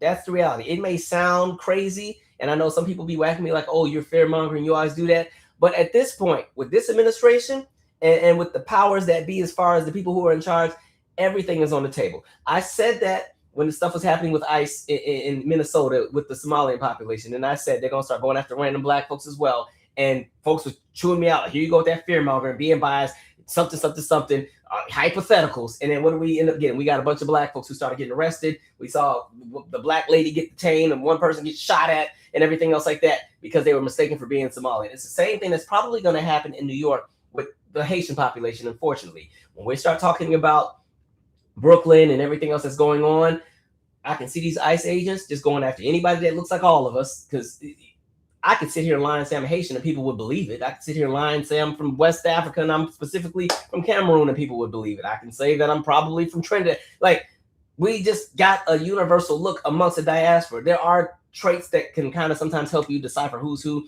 I notice a lot of times people that tend to be from like South Africa or Angola tend to have more like slanted eyes. There's just small different phenotypes, but again, everybody has their own thing going. But again, this is not the era to try to keep weaseling and letting inches and stuff go by, because the biggest part of the conversation is the fact that we're getting to the place where it's becoming easier to just change the Constitution or get rid of parts. This literally all started because of an executive order that Trump knew was illegal, right? It's bigger than the conversation of just birthright citizenship. It's the fact that Trump knows that he can just throw anything out there and eventually some of the things will land, right? And so the other question becomes, how did this even make it to the Supreme Court? Why did they even choose to see this case? Because if this was 10 years ago, the Supreme Court would have said, this is already settled law, we're not entertaining it. But you notice that the Supreme Court has continued to give an inch to nonsense. And what we've ended up seeing over time are continued inches to nonsense that are actually detrimental to everybody. Because again, when we talk about this conversation of settled law, it's not a thing anymore. Roe v. Wade was settled law until a few years ago. Affirmative action was settled law until a few years ago. Voting Rights Act was settled law until a few years ago. So who's to say that they don't go, and if they were able to uproot or gut the 14th Amendment, who's to say they wouldn't go after the 13th, right? 13th is what pretty much made slavery illegal in this country unless you're incarcerated. And who's to say that they don't go and amend and change that and find new justifications to enslave folks? It sounds crazy. I'm not trying to be like some crazy conspiracy theorists, throw it all out there, but are we paying attention to how folks have been moving? Do we see the nonsense and the foolery? Did we watch the clip on the last live with that segment of women who were perfectly fine losing their right to vote and giving it to their white husbands, right? We keep seeing it. We have a Justice Department that lies to our faces. We watched Renee Good get shot, killed in the face. We watched Alexander Preddy get shot and killed in the face. And our own Justice Department said, well, it is what it is. They were terrorists, something. There is nobody in our corner. So if you're watching white folks become collateral to this nonsense, what do you think they would possibly do to us? So like I said, Trump is in this space where how he has moved is he's thrown everything at the wall. He knows some of it will get pushed back, but eventually some of it gets through. I want you to look at it like when you go to a carnival and they have balloon darts. You know how if you get to the carnival early when all the balloons are still fresh, you got a good chance of pop. Now think about when it's 11:59 p.m. and there's only like 4 balloons left on the wall because they ran out, right? You can throw as many darts as you want and you're going to have a lot of misses, tons and tons of misses, right? That's all the policy and all the executive orders and all the silliness that Orange Man keeps throwing out there. Lots and lots of misses. Stuff is just getting thrown out in court. Absolutely not. No. But eventually, pop, one of those things lands. Boom, that's affirmative action. Keep throwing, throw, miss, pop. Oh, Roe v. Wade. Okay, like that's pretty much what he's been doing. And I need people to understand, because I know some folks are like, oh, no, because that is what it is. You shouldn't be something, because some folks are like, I've been seeing some of the folks who are disappointed with this ruling, especially the MAGA folks saying, well, now we need to start monitoring people who are traveling into the country and people who are pregnant. Before we even get to that nonsense, just to nip that in the bud, coming from research out of Penn State, only 0.3% of babies born in the U.S. were born to somebody who was traveling in the country at the time. So cut that crap. It's not an issue, right? So I just need us to understand that, because this is the era of them throwing everything at the wall and hoping that something sticks, because they know that this era is not going to last forever. They know, like, as bad as it is, as crazy as it seems, where you have a very right-leaning Supreme Court, we got all these crooked federal judges and appellate judges that have been appointed, which I'm going to get to when I get to Mitch McConnell's old behind, if he's still alive. You got a corrupted Congress. You got people who are bought out. You got people who they throw their integrity in the trash to hold on to power. And then you got the few who, when they lose power, then they act like they got some sense. Massey, right? Now Massey want to be a hero and start acting like he got some sense because he lost his primary and will be out of office by January. Now he wants to move on behalf of the American people. Why didn't you do it when you were in power, you idiot? Anyway, it's just, if they're bold enough to go after the 14th Amendment, they're bold enough to go after everything. Like, who's to say that they wouldn't start saying things like, I don't know, a child born to a mother who's incarcerated must remain in the custody of the federal or state prison industrial complex system until the mother is out of jail. Who's to say that that doesn't become a thing? Like, if we can get to a point where they start gutting amendments of the Constitution, anything goes. You know, freedom of speech is already kind of getting chopped up anyway, because look at what's happening with our press and our media. So rather than kind of stripping the media down, it's just been bought out by people who have the same interests as those who want to limit our speech anyway. So there's a whole bunch of different things that I need people to like really consider and think about. And I know folks have their viewpoints on immigration and stuff, but this is also a conversation about humanity, because the reality is those of us who were born here didn't ask to be born here. We were born here by circumstance or by condition or just by luck. Like, it's not like we, in the previous, whatever it is before we get here, it's like, where would you like to be born? You're like, oh, you know, I think let's do Sri Lanka. Let's, like, none of that happened, right? You just pop up one day and you're somewhere, right? You pop up one day and you're in Connecticut. You pop up one day and you're in Mexico. You pop up one day and you might be in Austria. You pop up one day and you might be in the Cayman Islands. It has nothing, like, as far as the children and those who are born into something, it's what they're born into. So why are we punishing the children, right? Silly. I'm going to pause. I'm probably getting cussed out in this chat on this one, but it's all right. I said what I said and I stand by it. Clarence Thomas is on some BS. And the idea of all of a sudden trying to be all about the Constitution when literally almost every decision he has made has gone against what was once settled law. Like, we spent years talking about just even the Voting Rights Act and how he was obsessed with gutting it. And now that he is there, right? Like I said, at this point, 5A is useless. That's going to be the next thing to go, because you can't enforce it anymore because you've gutted too many portions of Section 4 and you've gutted Section 2A. Section 5 of the Voting Rights Act is no longer enforceable. So give it a minute. That'll be going too. A mess. All right, let's read some comments here.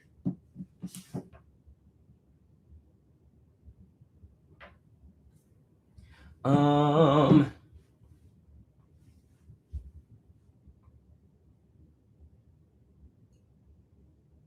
to get to the, yeah, somebody said, how are you so angry when you got everything you asked for? Exactly.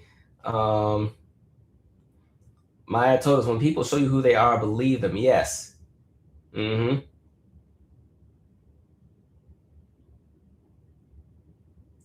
said, I remember Teyana dressed as Janet for some magazine. She was dressed in the janitor outfit. I think I've seen that. Oh, don't worry, Billy Flood. I'm about to talk about this postmark part. I got my notes for that too. Thank you for reminding me. I got it in my notes. That's actually a great conversation. Let's see. Somebody said, not surprised about Jenny Thomas's husband. He does not disappoint Trump ever. Clarence Thomas is a good boy. And I think the other thing too, when you get so far in the realms of that kind of foolery, you have to stay in it, because you can never backtrack. Because if Clarence were to ever backtrack and go against all of those who have, given the gifts and the yacht trips, and even the who's paying the mortgage on his mother's house, right? He's locked in. So he knows that if he goes against what he's told, he will lose it all. And they will remind him real quick that he's black. And unfortunately for him, he's one of the folks that can never come back home. And we talked about that before. Sometimes like black public figures, entertainers and stuff, you know, they start with us and then they get into some nonsense and then they go way over and then something happens and they get canceled or pushed out or blacklisted and they try to come on back home. And my people, like Omarosa did that, right? Omarosa got on the Trump train, took Trump to church when he was first running, and they're all in there just so deep. Oh, praise you, God. Oh, God, or whatever. And Trump's sitting there just rocking, thinking about all the stuff he's getting ready to cancel and gut as soon as he gets in there. And then he wins. She told us that we were going to bow to Trump. I will never forget them lyrics. And Omarosa came out of Howard. I'm like, don't be making my school look bad, right? Told us we will bow down to Trump, right? Then Trump fired her.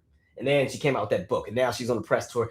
I didn't know it was that bad. And I'm here to help my people. I'm like, no, stay over there. Stay over there. Stay over there, Scar from Lion King. Remember when Scar got beat up by little Simba at the end?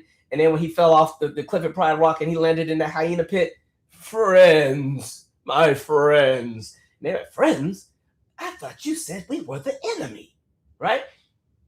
Morosa, sorry, you stay on over there, right? They always do that and then try to come home. But Clarence can never, ever show his face. You notice like there's no family cookouts, no family reunion. You can't go to Longhorn Steakhouse. You can't go to Red Lobster after church, sir. Nothing. Clarence will never be welcome back to this community because he's been detrimental the entire time. A scum of the earth. And when he goes to, don't expect me to say nothing nice. Now, I'm hoping that he doesn't go during this term because then his replacement will be on the court forever. I need him to go after crazy man is out of office at least. But no, Clarence, he can never come back. So somebody who's like that knows that they just have to keep doubling down in their foolery and get the best that they can out of the people who are serving them or who they're serving and leave it at that. He somehow has probably made his peace with it. I'm sure he cries in the bedroom at night, but especially you got to wake up next to Jenny. But, that's what it is. That's his life. Good riddance. Stay on over there. You don't ever got to come back. All right. What up? Bill Food 33 said, good to see you, Calvin. Keep up the great work. Thank you. I appreciate it. That's funny. Somebody said, if I go, Roy now 7902 said, if I go to hell, I'm whooping Clarence Thomas. I'm whooping Clarence's ass on day one. I may cut up if I see him in the other place. If I get to heaven and Clarence is there, God, hold on, wait a minute. Y'all got other campuses? This is the only campus here? Okay, well, I don't want to go to hell either. Can I just get like a little house outside of the Heaven's Gate? Like, and I'll just get visitation to visit my friends that made it. Because if Clarence is in there, I don't need to spend eternity in there because I'm going to get kicked out too. Because every time I see him, it's on site and on site. On site with the SIGHT and on site with the SITE. Both of them. So, yeah. Somebody said Clarence Thomas is synonymous with Uncle Ruckus and Stephen from Django.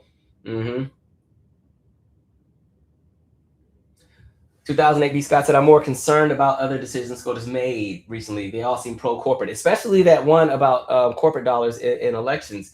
That's going to be a crazy one where there's literally no limit. Oh, I'm going to save it for my Mitch piece. I'm going to save it for Mitch. But yeah, there's a piece with that too, with money in politics. One of the main things that we keep fighting and talking about, how money needs to be taken out of politics, right?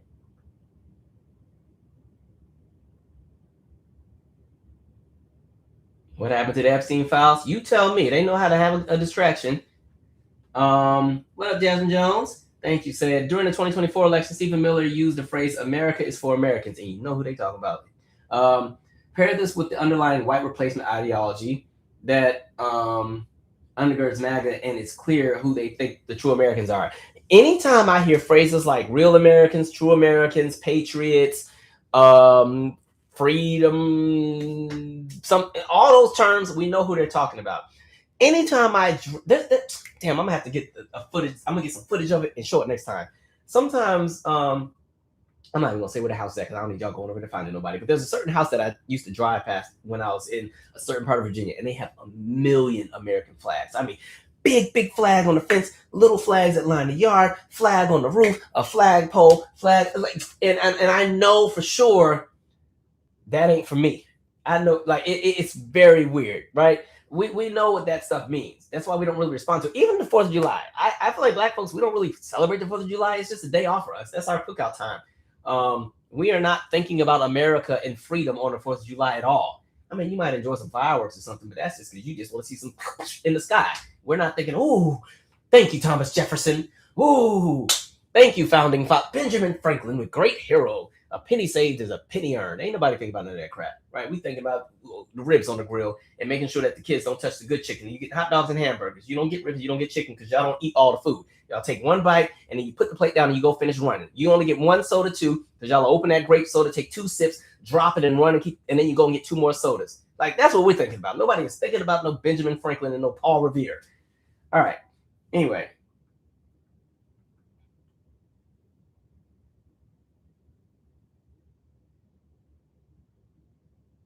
Somebody said, oh, damn, I just lost a comment. I hate when the thing jumps.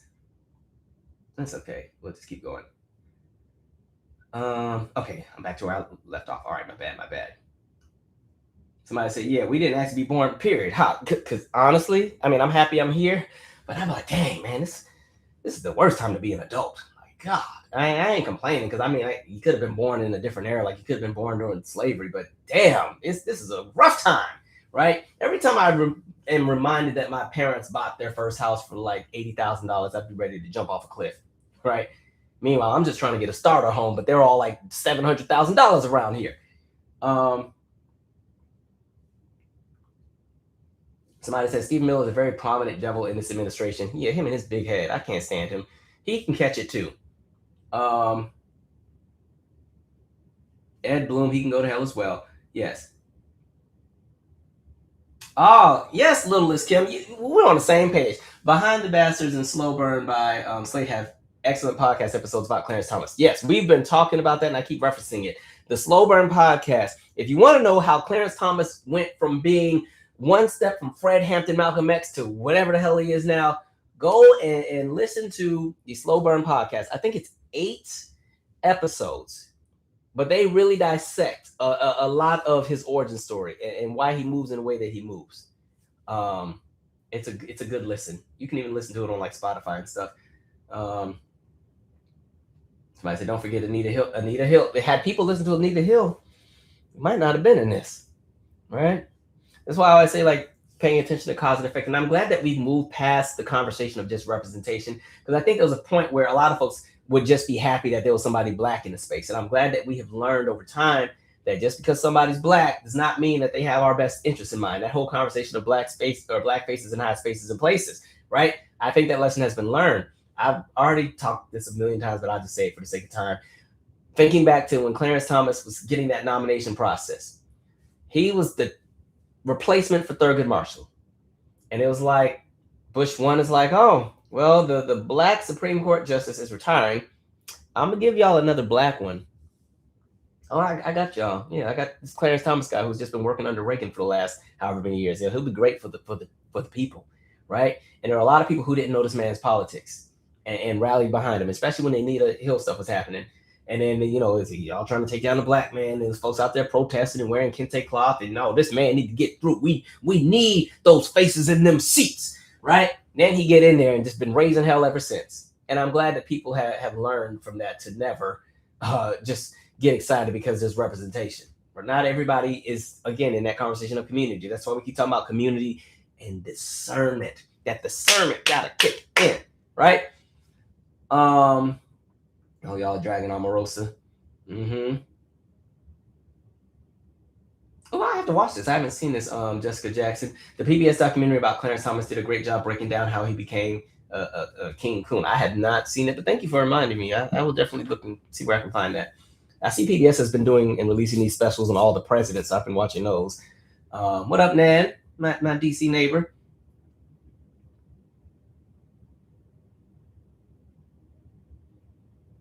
Calvin, have you seen how they've been trying to blame Jasmine Crockett because Talerico will lose in Texas? He will lose. Nobody's voting for him.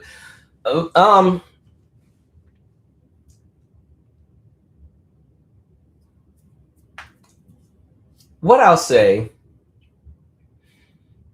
I still, even though Jasmine lost the primary, I still deep down felt that Jasmine would do a better job of exciting the non-voter when it came to the general. She just couldn't make it past the primary, unfortunately, which again, that's fighting within the party. Now, as far as Talerico,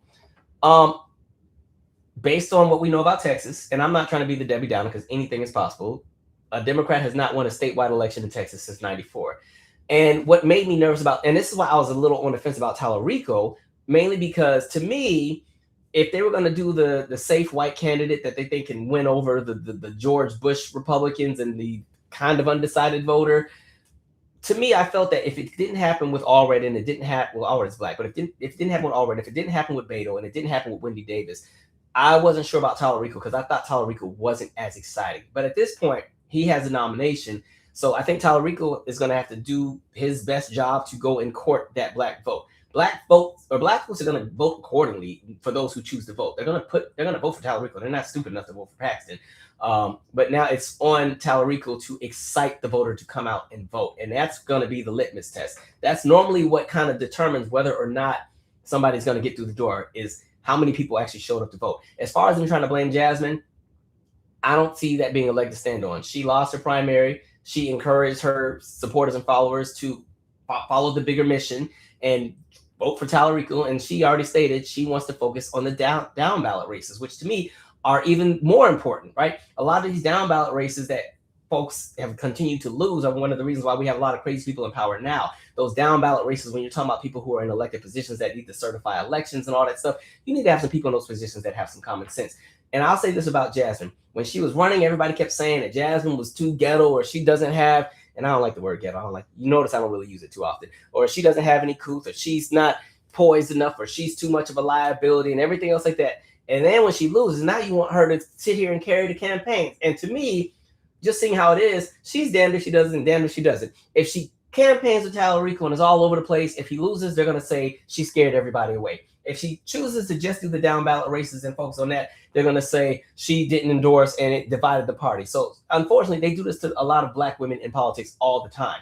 So for me, if Jasmine wants to stay home and tell everybody to kiss her ass, she can, right? The voters of Texas already spoke and said, it ain't you. So she doesn't owe anybody anything at this point. However, she's still actively working in the same way that somebody like, what's her name in Georgia did after she lost her elections. But no, Talerico, there could be a chance for Talerico if Talerico is able to build a strong enough coalition between now and November. But I personally feel you have to excite the non-voter. The Bush voters I can't trust them. They don't be really coming out like that. They don't really be jumping ship like that.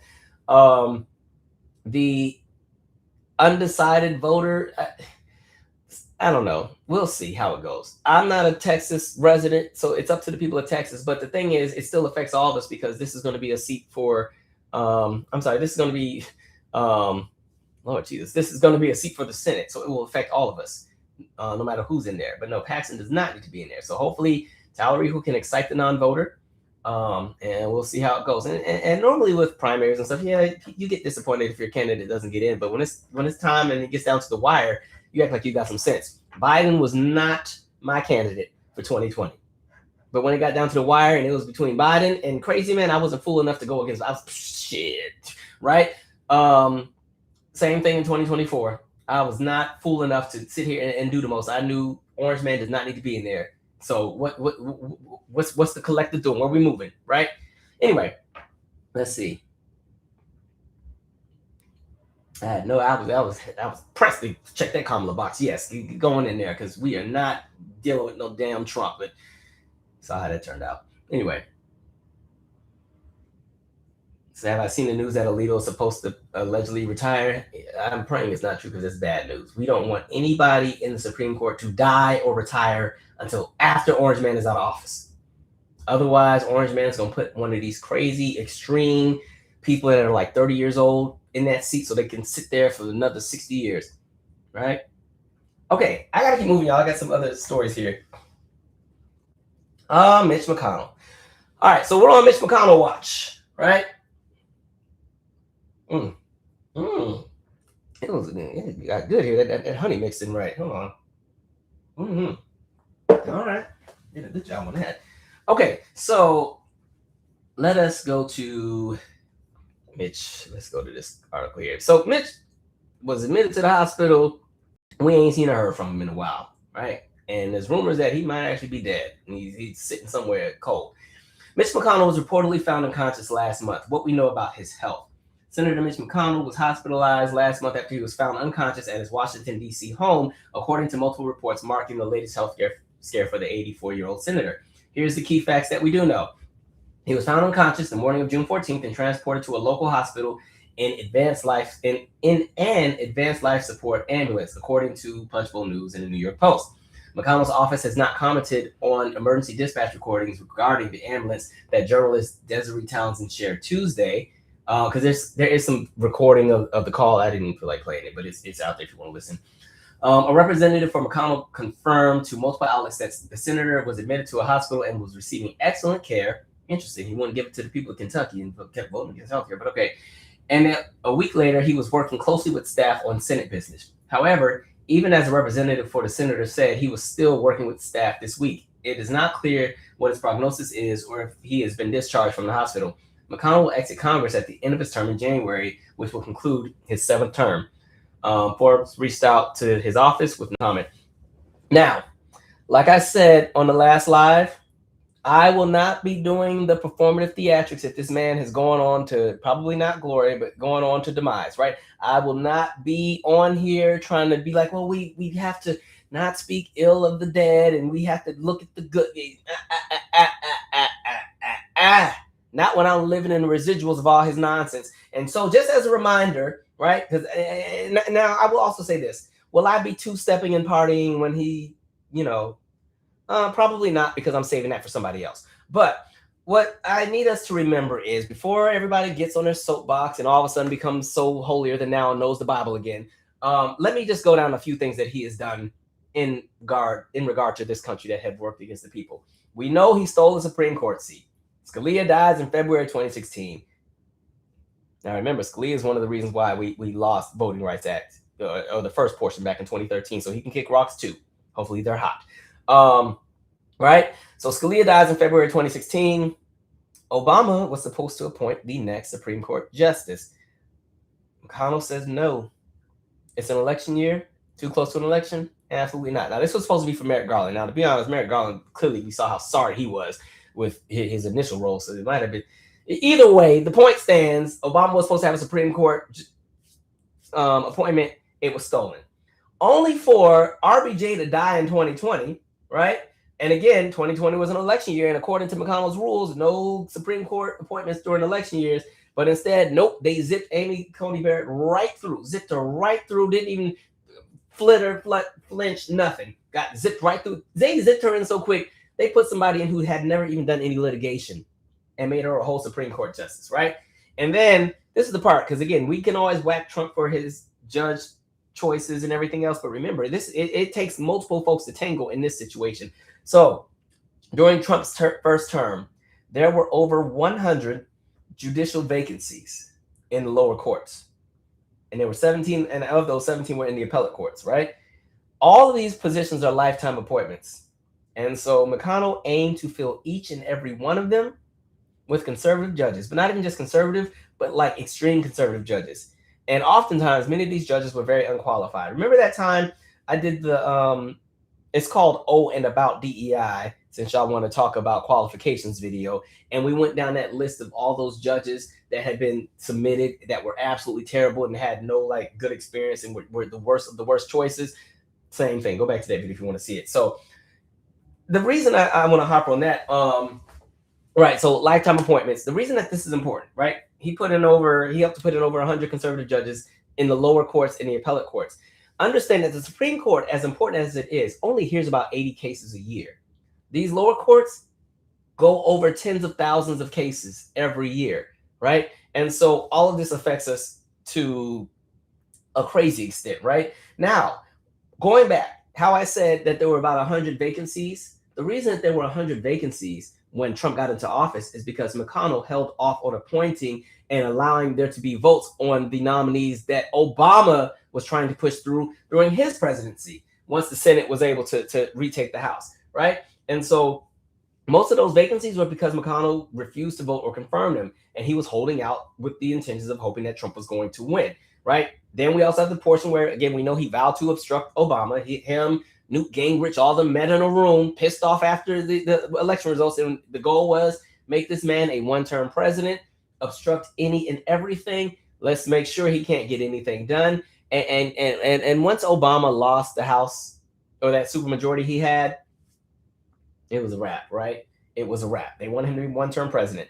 Then we know that he is the person who started to weaponize the debt ceiling as a way to cut programs. Weaponize the debt ceiling as a way to justify cutting things like Medicare, Medicaid, Social Security, all the different programs, what they like to call entitlement programs, and all of that, which also led to a lot of the shutdown. So that big old, remember that long shutdown we had in 2013?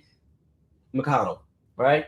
Which would pave the way for the shutdowns that we had in 2025, right? He weaponized the filibuster, right? And he used it more during the Obama administration than any other time in the history of this country, right?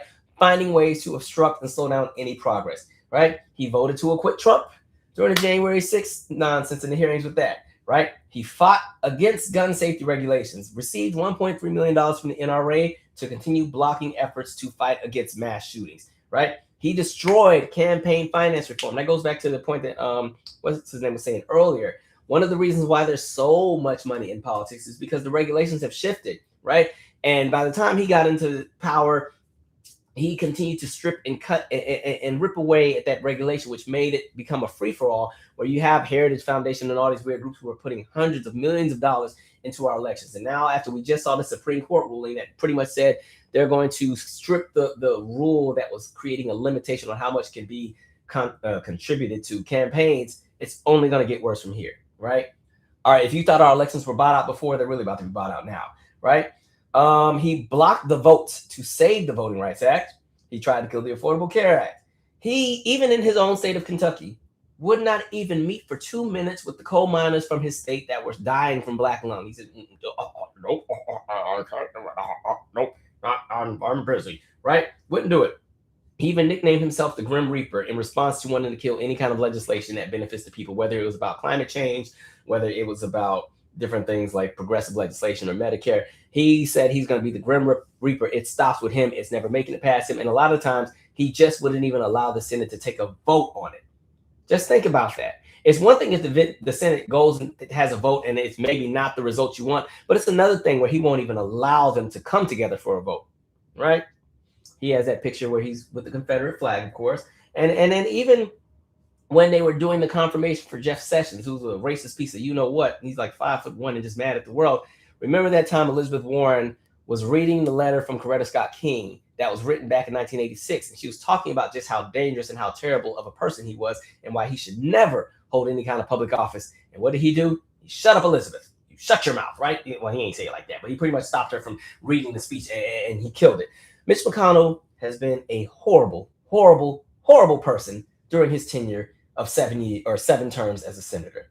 Everything that he has done has been to the detriment of not just black folks, but everybody else. His focus was to make his friends that were rich even richer. And under his watch, we watched the demise of this country. We watched the wealth gap continue to spread. We watched the cost of housing go to where it is. We watched the cost of education skyrocket, all these different things. He had an opportunity to somewhat adjust or correct or fix, and he chose not to. And he chose to laugh in our faces. I remember I played that clip a few lives ago where he was running for re-election, and the lady was reading all of the atrocities that he had done and all the people who had died. Sorry, there's like a gnat that just came here. I don't know where that came from. All the people who had died during COVID. And what did he do?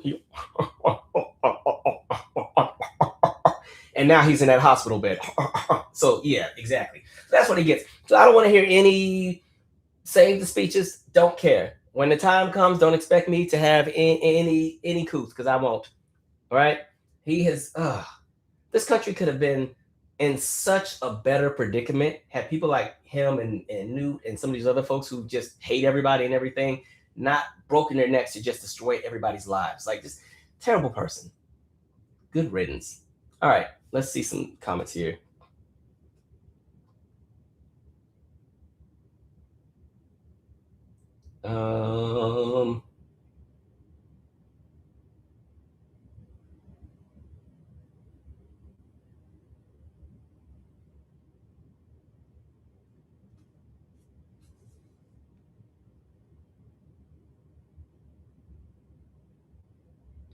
Where am I at here? I'm trying to find my spot.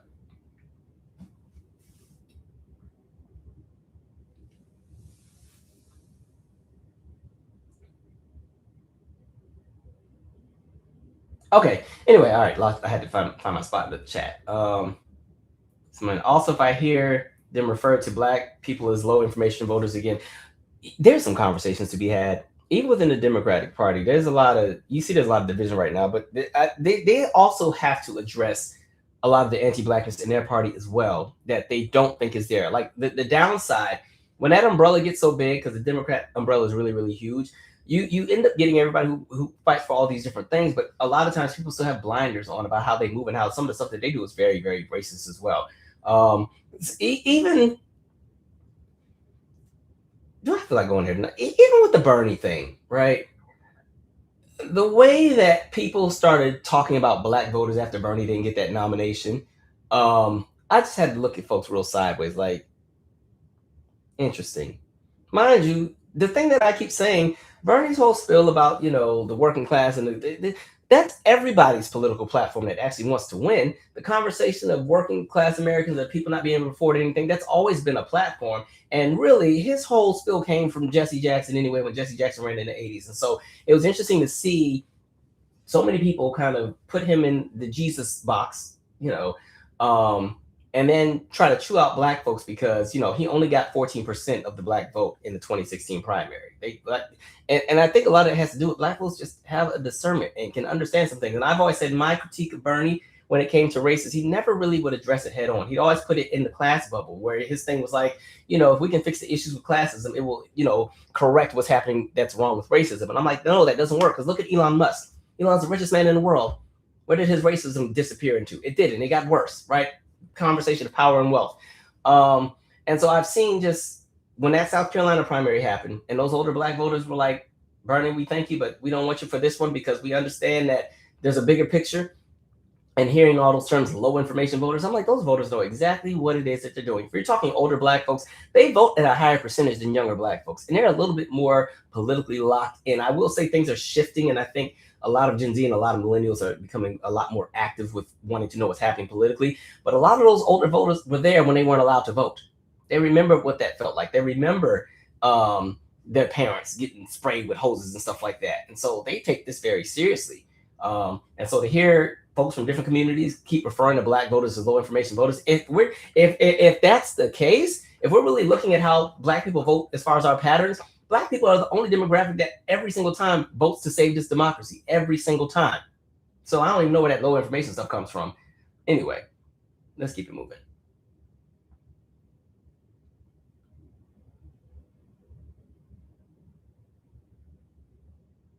What up, Angel Haven? Somebody said, not Calvin saving that for somebody else. I mean, yeah.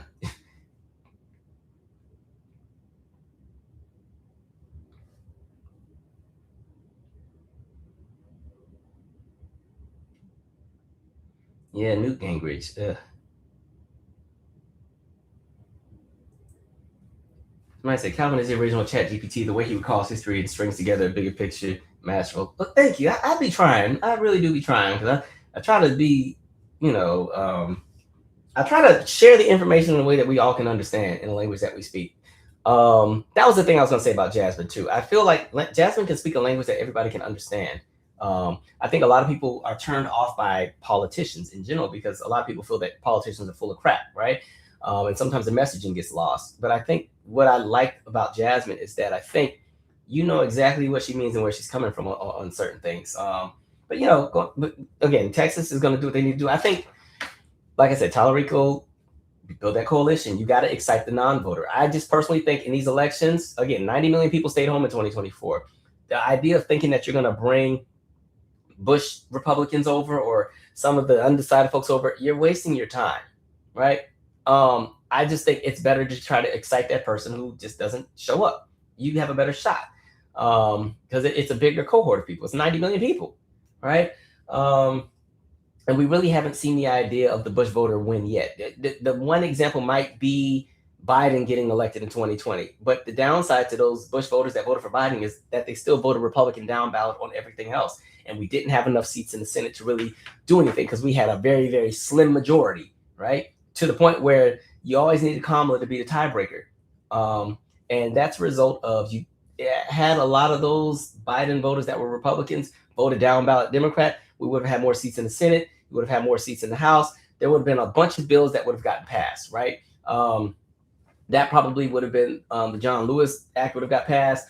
The second portion of the Build Back Better bill would have gotten through. Like there's all of that. But yeah, I just think you inform the non-voter. Get them to understand what's happening. People need to kind of see and feel what's happening, right? You will have a few of the Bush voters who go one way and everything, but most people are, we still have to look at the conversation of whiteness and how this works, right? And you also just need to, again, a lot of the non-voters are registered to vote. They just chose not to show up or they weren't excited enough, right?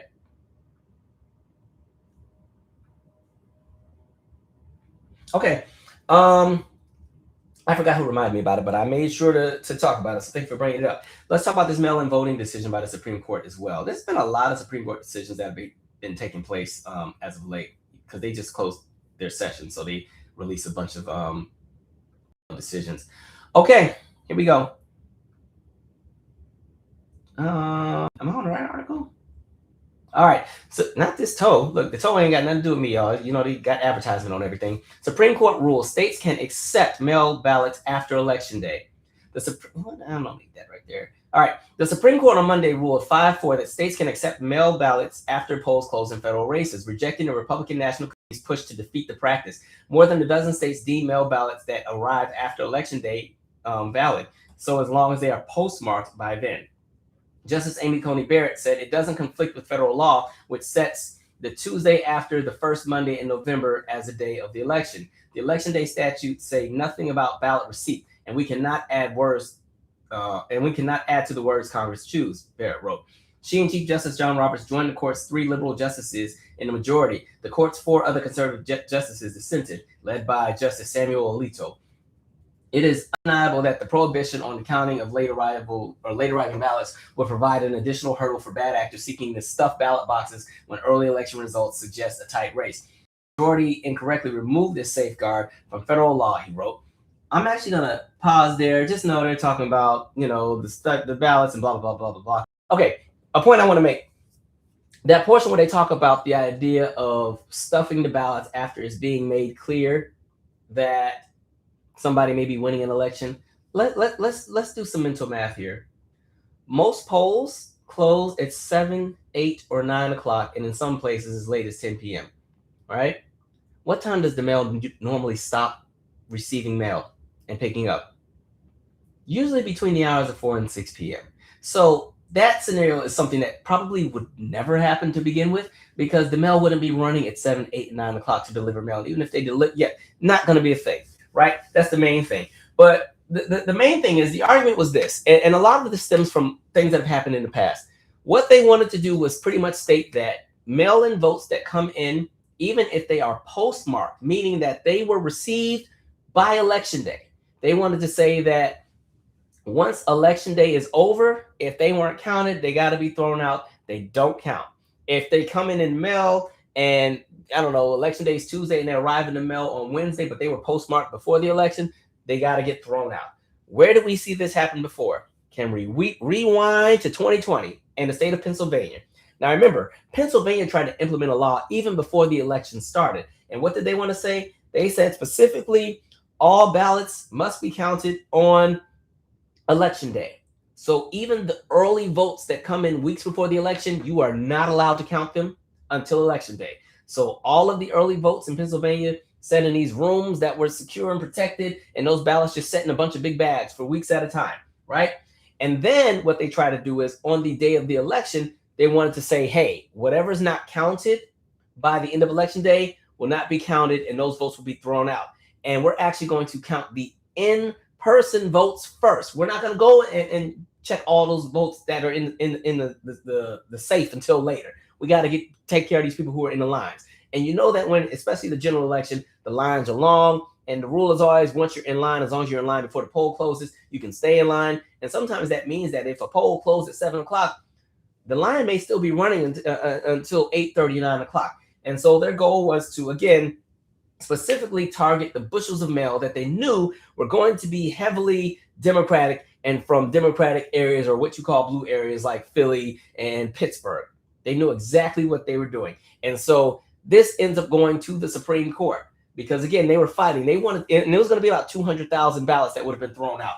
And they wanted to throw those out and say they didn't get here by the right time on election day, and the election is over, and we need to go ahead and certify. We got to throw those out. Fortunately, the Supreme Court was like, nah, you can't do that. If election day is November 5th of 2024, and you received a ballot on October 22nd, how are you going to sit here and say that it can't be counted because you made up a rule stating that October 22nd ballot could not be counted until November 5th? And then on top of that, it needs to wait in line behind the people who are voting in person. And then the other part is that people also did not consider is the military vote. Understand that for a lot of military troops who get stationed overseas, a lot of times they still have their state ID from whatever state they're in, and they do absentee, right? That those votes are going to be coming in from different places. And a lot of the people who are on the ships, like in the Navy, who stay on the ocean for months at a time and everything else like that, stuff is going to be coming in days and days and days after the election. And so they wanted to throw all of that out in Pennsylvania because they knew that Pennsylvania was in the running in 2020. And, they lost their cases. Pennsylvania went blue.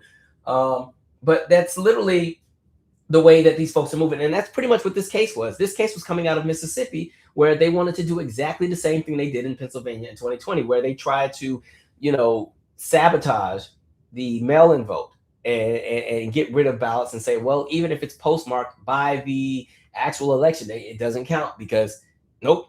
And the reality is it doesn't count because on your end, you didn't do what you needed to do, right? Everything was already there where it needed to be. But we also remember that we have a compromised United States Postal Service. And it's not to the actual postal workers, but it's the leadership, right? It's I always want to say grandmaster, but postmaster, right? It's that. So remember in 2020 and even in 2024, you saw them trying to remove drop-off boxes. You saw them locking mailboxes. You saw them shutting down mail processing machines to slow down the process, all kind of nonsense. And so I want to also jump to this because there was also a ruling about the the United States Postal Service. Like when I tell you these folks doing everything in their power to snatch all this stuff away, let me make sure I can see again. Judge blocks U.S. Postal Service's proposed restrictions on mail-in voting. And again, this is all Orange Man and what he's trying to do. United States Postal Service proposed refusing ballot deliveries to states that did not meet new requirements. Judge Sullivan said the proposal violated a 2021 settlement with the NAACP. Another federal judge ruled on June 25th that Trump exceeded his election authority. July 1st, a federal judge on Wednesday blocked the United States Postal Service's proposed restrictions on mail-in voting, finding that they violated a settlement with the leading civil rights group that required expedited mail-in ballot handling. The decision by Washington-based U.S. District Judge Emmett Sullivan marked the second defeat in the court in as many weeks for the U.S. President Trump's push to severely restrict mail-in voting ahead of the November 3rd midterm elections, with his Republican Party locked in a tight battle to maintain control of both houses of Congress. Trump has long said, without providing evidence, that mail-in voting is prone to fraud. Now, remember, on our last live, we went to that wonderful website that gave us all the cases of voter fraud that existed, so we know that we can refute the conversation of voter fraud right in real time because we saw the numbers. The numbers don't add up. Somebody lying. The assertion is one of the pillars of his years-long campaign to undermine faith in U.S. elections, along with the false claim that his 2020 election defeat was a result of widespread voter fraud. The Postal Service in May proposed a rule requiring states to provide lists of voters and adopt new balloting procedures before the mail agency would make deliveries. If states did not comply, the Postal Service would refuse to deliver the ballots. Sullivan, who was appointed to the bench by Democratic President Bill Clinton, sided with the NAACP rights group, which argued that the new rule would run afoul of a 2021 legal settlement that required USPS officials to take extraordinary measures to ensure timely delivery of ballot mail through 2028. Remember when we were talking about them trying to slow down the mail processing machines and closing stuff? Yeah. Neither the U.S. Postal Service nor the Justice Department, which represents the administration in court, immediately responded to requests for comment. Sullivan's ruling prevented the Postal Service from implementing the proposed regulation, which stemmed from Trump's March executive order directing the Department of Homeland Security to compile a list of confirmed U.S. citizens eligible to vote in each state and requiring United States Postal Service to only deliver ballots to voters on each state's approved mail-in ballot list. In a separate decision on June 25th, Boston-based U.S. District Attorney blocked Trump from implementing the entire executive order ahead of the midterms. The judge sided with the coalition of Democrat-led states in ruling that Trump had exceeded his authority in trying to overhaul procedures for elections, which since the Republic's founding in 1789 have been run by states and local governments. All right. So two things with that.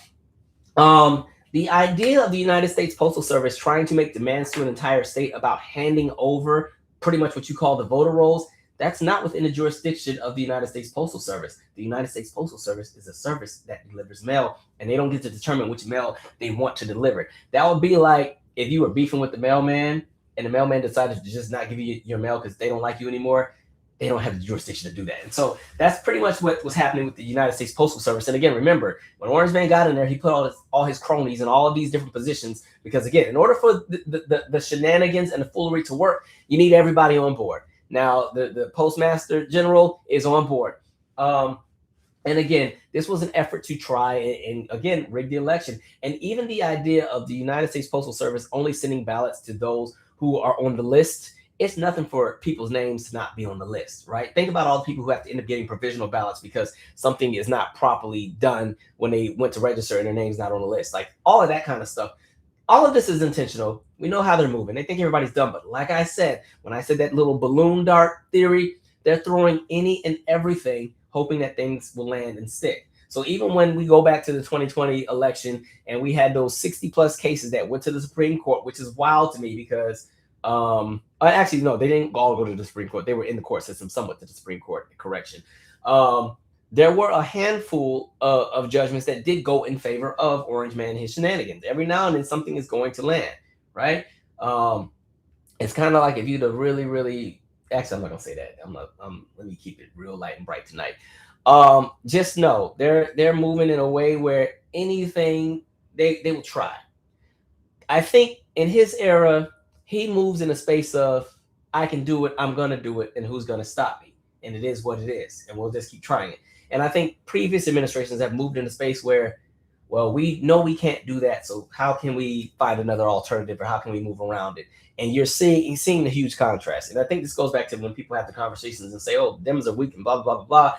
And I think that's because they've spent so much time trying to go by the process where even with the process right now, it's hard to go by the process when all the people in charge, as far as the judicial side, are kind of just doing any and everything. And we're watching, things that were once collectively understood as being precedent be challenged, be changed to the point where 14th Amendment was almost out of here a day ago, right? Wild times.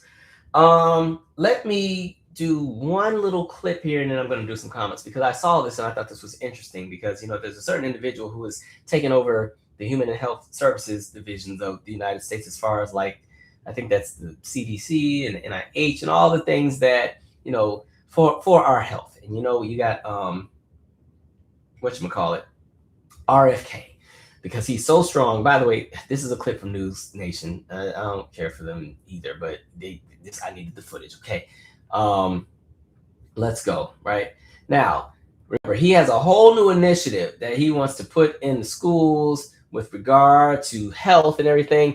And so as a way to hype up this new presidential fitness test, remember the presidential fitness test we used to take if you went to school probably before 2000? Remember all those different things? You had the running competition. You had the sit and reach where you had to sit and there was that rule on the chair and you could reach as far as you could. I'm not a very flexible person, which is really crazy because I was a whole choreographer, but I always had a negative score on the sit and reach. Like I could never make it to 0. I'd be like -4 because I'm not flexible. Never have been. But yeah, he decided to bring back the presidential test because he just decided. So he wants to show us just how strong he is. So let's watch him do a pull-up, right? I'm gonna just have it on repeat. That doesn't count. And you see he changed his mind. Like, first of all, remember now, a pull-up, let me pause here. I don't got a pole in here because it's not that kind of pole either. Like if I had a pole, but the pull-up, you're supposed to pull And the way that it is complete is that your chin is above the pole. Okay, so let's go back and see if his chin made it. Let me go back. All right, RFK. Yep, did not quite. He just knows, and then even when you look at his face, he knows he effed up. He knows he don't got the strength to do this. I can't do it. To do pull-ups, right? Interesting. I said for all of the health, this and I swim in the Rock Creek water reservoir, and I swim in the Anacostia in the Potomac, and I do this, and I know what's good for everybody. He couldn't even do a pull-up. All of the shirtless pictures about how strong he is, and you couldn't do a pull-up. It just made my day. I just said it's kind of like that clip of Pete Hegseth when he was trying to bench press, and I was like, yeah, all of the kick the trans people out the military, and nobody in the military. It's gonna be a military of strength and the women we're gonna demote and all this because we're just a team of strength. Actually, let me just find that clip of him while I'm at it. And then he was over there fighting for his life trying to do them dang pull-ups or whatever. Where's that clip at? I'll just play it with no sound. Let's see. Let's do what's it? Hegseth pull-ups. Oh no, bench press. Wrong one. Yeah, let me kill this sound real quick. Let's kill that sound. Okay. All right, let's go to your Department of War secretary. All right, this is here we go.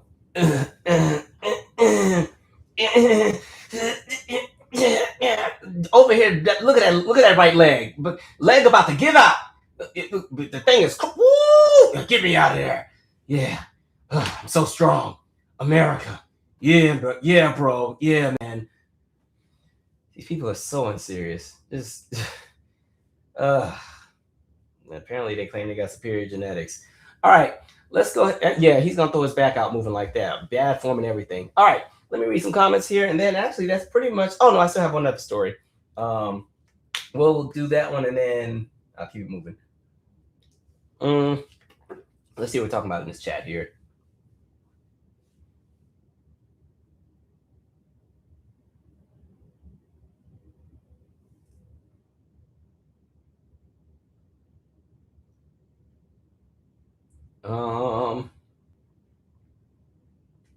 Somebody, Angel Haven said, this man has been shutting down and restarting mid-sentence the last 5 years. He should have been retired years ago. But see, that's what happens when you hold on to power and you can't let it go. Because you know that as soon as you give up that power, I feel like a lot of them are afraid that somebody's going to do something to them, or they're going to receive the energy of what they put out. And so they will hold on to it. They will sit there and freeze and have to be carried to the Senate chambers to vote before they give that up. Because who wants to? I'm telling you now, I do not want to be working a 9 to 5 or do anything by the time I'm in my 70s. And mind you, he's in his 80s. Like I honestly, by the time I'm in my 60s, I want to just be living life, right? I want to just sit in my lake house with my willow tree. Maybe I got like a big giant St. Bernard and a golden retriever in the yard and enjoy life. I do not want to be in charge of the well-being of 335 million people because that is some stressful stuff. The thing about being a politician is you cannot please everybody, no matter how well-intentioned you are. I don't want that kind of stress. I don't want to have to keep flying in and sitting in Congress, and then they do the filibuster about something, and now we got to sit in there for 39 hours while somebody reads Dr. Seuss to kill time. I'm not trying to do that when I'm of a certain age. I want to enjoy those last years. So, yeah, but these folks, they will hold on to it, right? Bannon, C. Manafort are an entire evil. Yeah, they terrible, right?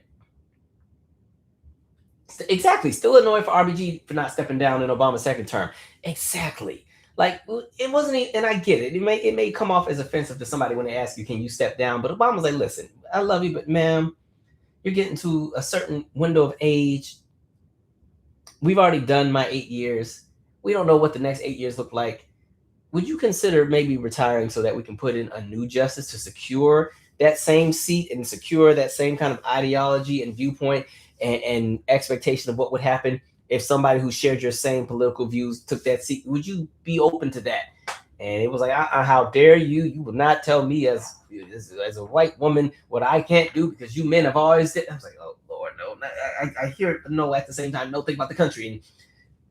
And Orange Man got in there, then she got sick, and she told us she was gonna still be here. She said she wasn't going nowhere. We don't got nothing to worry about.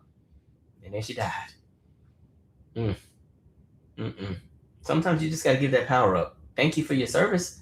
And even I'll take that back. Because even with her, she's the reason we got Bush. Because she was one of the ones who voted to say stop the count in Florida. When they finally were getting there and it was looking like Gore was probably about to overtake Bush in Florida, she was one of the ones who signed on and said, this was the date that we gave you guys to finish recounting. You didn't make it.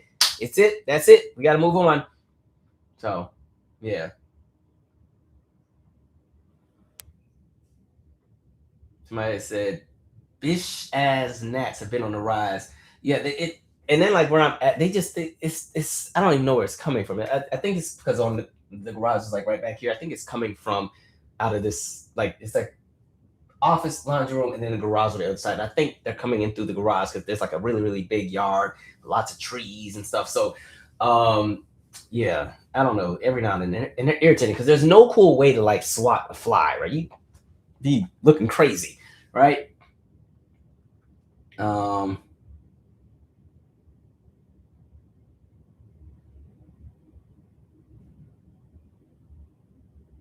Somebody said the Bernie anger needs to be addressed. My thing is, listen, I get it. He was people's candidate. People are still trying to make people suffer because he lost the primary in 2016. That was 10 years ago. You know how much stuff is going down in the world since then? Like, I can't take you seriously if your reasoning for not engaging at this point is because your favorite old white man didn't get his nomination, right? That man passed 3 pieces of legislation in all of his terms in office. 3. Barely did anything. And again, like I said, the ideologies that he had, I 100% agreed with. Even when he was running and the little bird landed on the podium, I was laughing. Oh, that's so nice. You know, animals can read good energy, all of that. But when it got down to the wire, unfortunately, he lost, right? And people tried to say, oh, no, it was because they stole it from him. Okay, and that goes from the WikiLeaks email where you see there's like the DNC emails where they did want Hillary. It was no secret that the Democratic Party wanted Hillary to be the nomination or be the nominee. But can we break that down while we're at it? Let's be for real here, right? In 2007, Hillary was the Democratic Party's darling. Why? Because they figured she's going to be the next president after Bush. Why? She was Bill Clinton's wife, who was a very popular president by the time he got out of office, even though Gore lost, but Clinton was a very popular president. He was the first Democratic president since Carter because the Republicans had 12 years of power. So Clinton got in there. He got us a surplus, all these different things that took place. And so there was that. Then she was a New York senator, right? So now she also has the experience. And so when we got to 2007 and she announced that she was running, it was expected that she was probably going to be the Democratic nominee and most likely probably president. There was just one surprise. Barack Obama showed up, right? So Barack wins and everything. Hillary becomes his Secretary of State and everything else like that, so on and so forth. Now people think it's going to be Hillary's go. This is going to be her time because Joe, you know, at that time his son had just died. Joe's like, I can't do it right now. It's not my time, right? So there's the presumption that, okay, they're going to push and do everything to make Hillary their nominee. Why? Because even though Bernie had very popular ideas with pockets of the voter demographic, the thing was, Bernie technically was not a Democrat. He caucused with the Democrats, but he was not affiliated with the party. So why would, and this is not to try to justify how the DNC moved, but you got to like put 2 and 2 together, just look at the bigger picture. Why would something like the DNC, why would they choose to invest hundreds of millions of dollars into a candidate that has just spent a handful of years dragging the Democratic Party about everything that they suck at and what they're doing wrong and so on and so forth? And even though he would always rile up the working class white voters, a lot of them still moved in the same space as what happened with Republicans, to the point where there's a whole pocket of Bernie supporters where it's like, we don't get our way, we'll just go back to being Republican, or if we don't get our way, we'll go to being Republican, right? Meaning that they are not thinking about everybody under the umbrella. They're thinking just about themselves. And so, yeah, I can understand why the DNC would be like, yeah, we really hope it becomes Hillary. There's that piece. Then the delegate conversation. Bernie never had the delegates. Even when you take away the super delegates conversation, he still would have lost. He lost by, hold on, I think he lost by 14 million votes against him. Let me see if I don't know if I wrote it down. I had this ready for somebody because I was going to drag it. Oh, yeah. All right. Not 14 million votes. I'm sorry. All right. 2016 primary. Hillary got 16.9 million votes. Bernie got 13.2 million. He lost. All right. She got 2,842 delegates. He got 1,865. He lost. Even when you take the 727 super delegates, he lost. Right. And so, and then at the same time, y'all had an opportunity in 2020 to put him in there. He lost again. So my thing was, listen, he has a right to race, to be in the race and everything like that. But the issue is he lost. And it is what it is. Sometimes you have candidates that you really, really like and they don't get in, right? I've watched many campaigns at the local level where there's somebody I really, really, really, really wanted to get and they lost. That doesn't mean I just stop and say F the whole system. It's all rigged. And F that, and now I'm F my grandparents and whoever else depend on Medicare and Medicaid and depend on the nursing homes and depend on the insulin. F all that, because my favorite candidate from however many years ago lost, so I'm just going to make everybody suffer, right? I don't move in that manner. You got to move on, right? And so that's why it's just that cohort just drives me crazy. They drive me up a wall sometimes because it's like that shit was 10 years ago. How much has this world changed since then? You still holding on. Let it go. We can always get a new candidate. Like, my goodness. All right. And I didn't even like Hillary, but I understood what was going on. Like, man. Let's see. Yeah, you're literally telling me that your voting rights and healthcare and clean water and clean air and affordable education that everybody wants to fight for and cleaner emissions and housing affordability and all that goes down the drain because some man didn't win 10 years ago. So we just got to keep suffering because you're going to teach a lesson to the party. They need to learn. And well, how much learning you need everybody to do? I think we got it at this point. You still mad? Okay.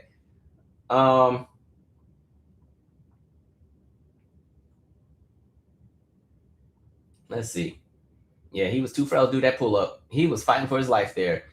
Thank you, Music Center. Been watching for a while, but catching the live for the first time. Keep up the great work. Thank you. I appreciate it. RBG never had any black clerks. Somebody said they didn't know that. Yes, I'm telling you that Florida decision, and that's the election where I started paying attention. And mind you, I was only in seventh grade during that election, the 2000 election. And I remember Florida being blue. They said they had given it to Gore. Literally, the only reason that it backtracked was because Karl Rove. I don't remember what show he was on. He was either on something on Fox News or he was on something on another network. And he just randomly said, there's a discrepancy, something. And then whatever network that was, I think it was Fox News. I'd have to go back and remember this. This is really like 20 plus years ago. They pulled back the blue, and then Florida didn't have any color. And then all the other networks started they started rolling back Florida because Florida was already declared.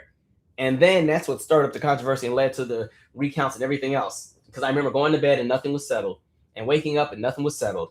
And then before you know it, there were court cases. I remember the yellow rider trucks going down the freeway with the ballots by police escort. Like, I remember all of that stuff. I'd be like watching that and then going home and watching TRL after school, like just locked in. Like, I remember that crap vividly. But no, when it got down to the wire and they were counting those last few counties, and then the deadline landed and Supreme Court was like, time's up. Sorry. Wow.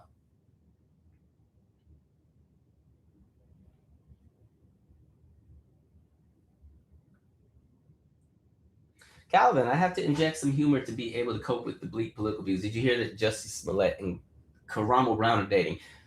I heard it now. My mother loves the Karamo show. I didn't know he had a show, like a talk show. Like, he has a talk show. She loves that show. I remember Karamo from being on The Real World, and then what else was he on? He was on what, Queer Eye? It's the one of the guys that get the makeovers. I saw like there was some kind of drama with that. But more power to them.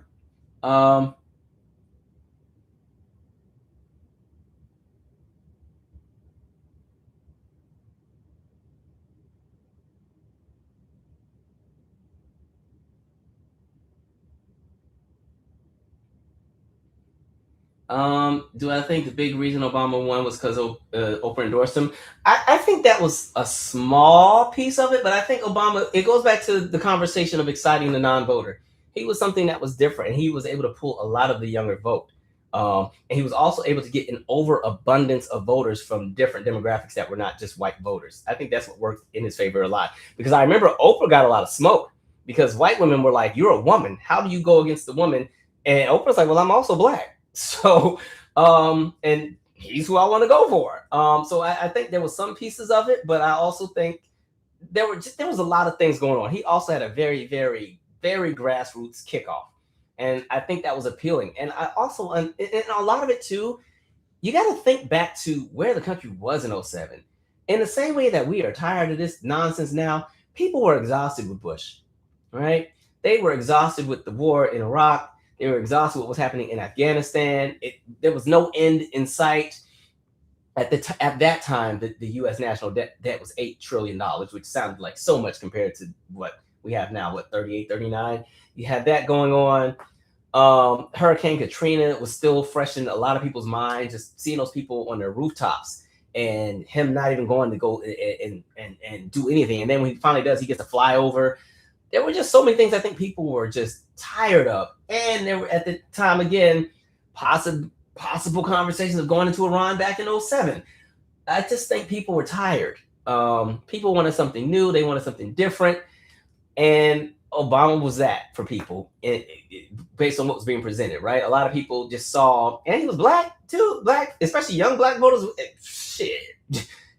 It brought in a new excitement that was never there before. U.S. politics has always been very stoic, very dry, very boring. Like I think had Clinton never gone on Arsenio, he would have never been able to pull that black vote. Because again, it kind of, and I think we move different in our politics now, but in that moment in time, he was seen as the cool guy. But I will also say Clinton also moved a bit further to the right as a way to pull in those undecided voters, or what you call Bush 1 Republicans, right? Clinton, to me, really wasn't that progressive as a president. He was just good for the economy, but a lot of his policy was very conservative, especially when we're talking about that crime bill and everything else like that. And when he ran, one of the critiques were that, Democrats weren't tough enough on crime. We're coming out of the 80s. We're still in the remnants of the crack era. We're still in the war on drugs and everything. And you have, black people being vilified and targeted by police groups and things being sensationalized in the media. And even black leadership is like, y'all need to do something about this crime, you people in charge. And so what ends up happening is when Clinton runs, he runs as I'm tougher than the Republicans on crime, right? And so politics, it's interesting. Like when you really look at I think politics plays a conversation into where is the heart of the country in the moment of what's happening. It always makes a huge difference. Think back to, remember the political ad in the 60s with the little girl with the flower, and it was about the nuclear attack and how that scared people, had people shook running to the polls, right? The heartbeat of whatever's happening in the country at the time plays a role into how people are going to respond to the politicians that are there. And I think to be fair to a lot of the heavier Bernie supporters, I think for a lot of folks, they felt in that moment that Hillary represented the old guard and Bernie represented what could be, which, like I said, I agreed with probably everything, maybe not everything, but most of the policy that he had in that moment in time. And in 2007, 2008, those primaries, I would have been happy voting for either or whoever got it. So once one of them got it, I was, okay, that's who's going to be my person. That's why it just got really weird when those who didn't get their way, when you had so many who were like, well, now I'm going to vote for Trump. I'm like, the fuck? What? that was, how we get here? Right? So, yeah. All right. Yeah, 2000 election was all over the place.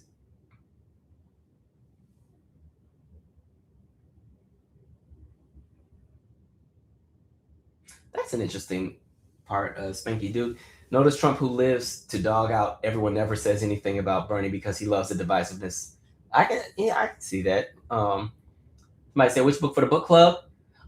So I haven't made the selection yet. You guys have until the 3rd to do the voting, and then we'll make the selection at the end of the week, right? All right. Somebody said the Dems still can't get together. What is with all the attacks against Dem socialists and progressive? Again, that umbrella is so big, everybody's just fighting with dumb things. And I'm like, listen, can we at least get the crazy people out first and then we fight? You know what I mean? Like, this is supposed to be, or if y'all gonna do the fighting, like, do it behind closed doors so we don't know about it. My thing is, I need the cuckoo folks no longer having power of the House or the Senate. I need some new judges in there.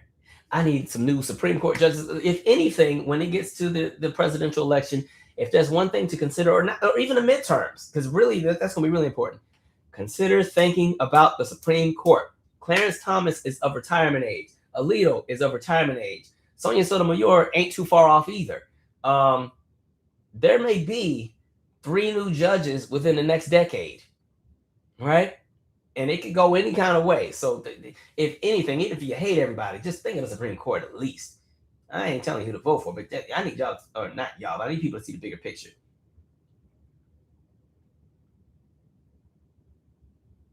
Somebody said I started getting to Karamo's talk show last year. He's a sweet soul. Yeah, my mama loves that show. I think she likes it because I haven't really seen his show, but I understand that he kind of talks more.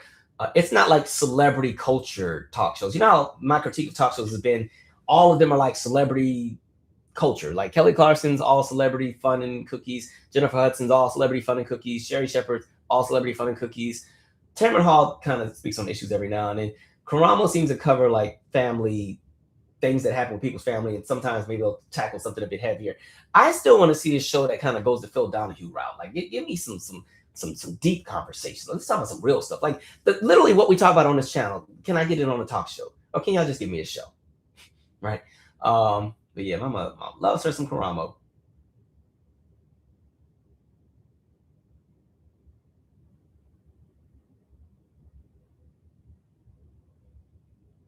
Somebody said I just read Sky Full of Elephants. Oh, okay. Let me do this last.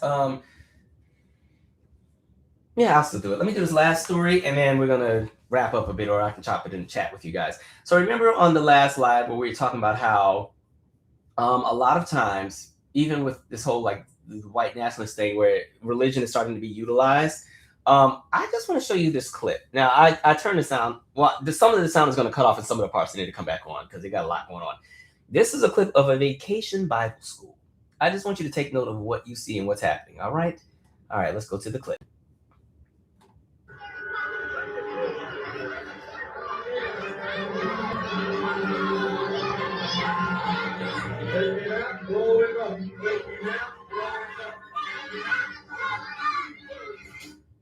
Okay, those are gunshot sounds. I just had to mute it because I ain't trying to get snatched away on YouTube. And the kids were chanting, "Take him out, blow him up."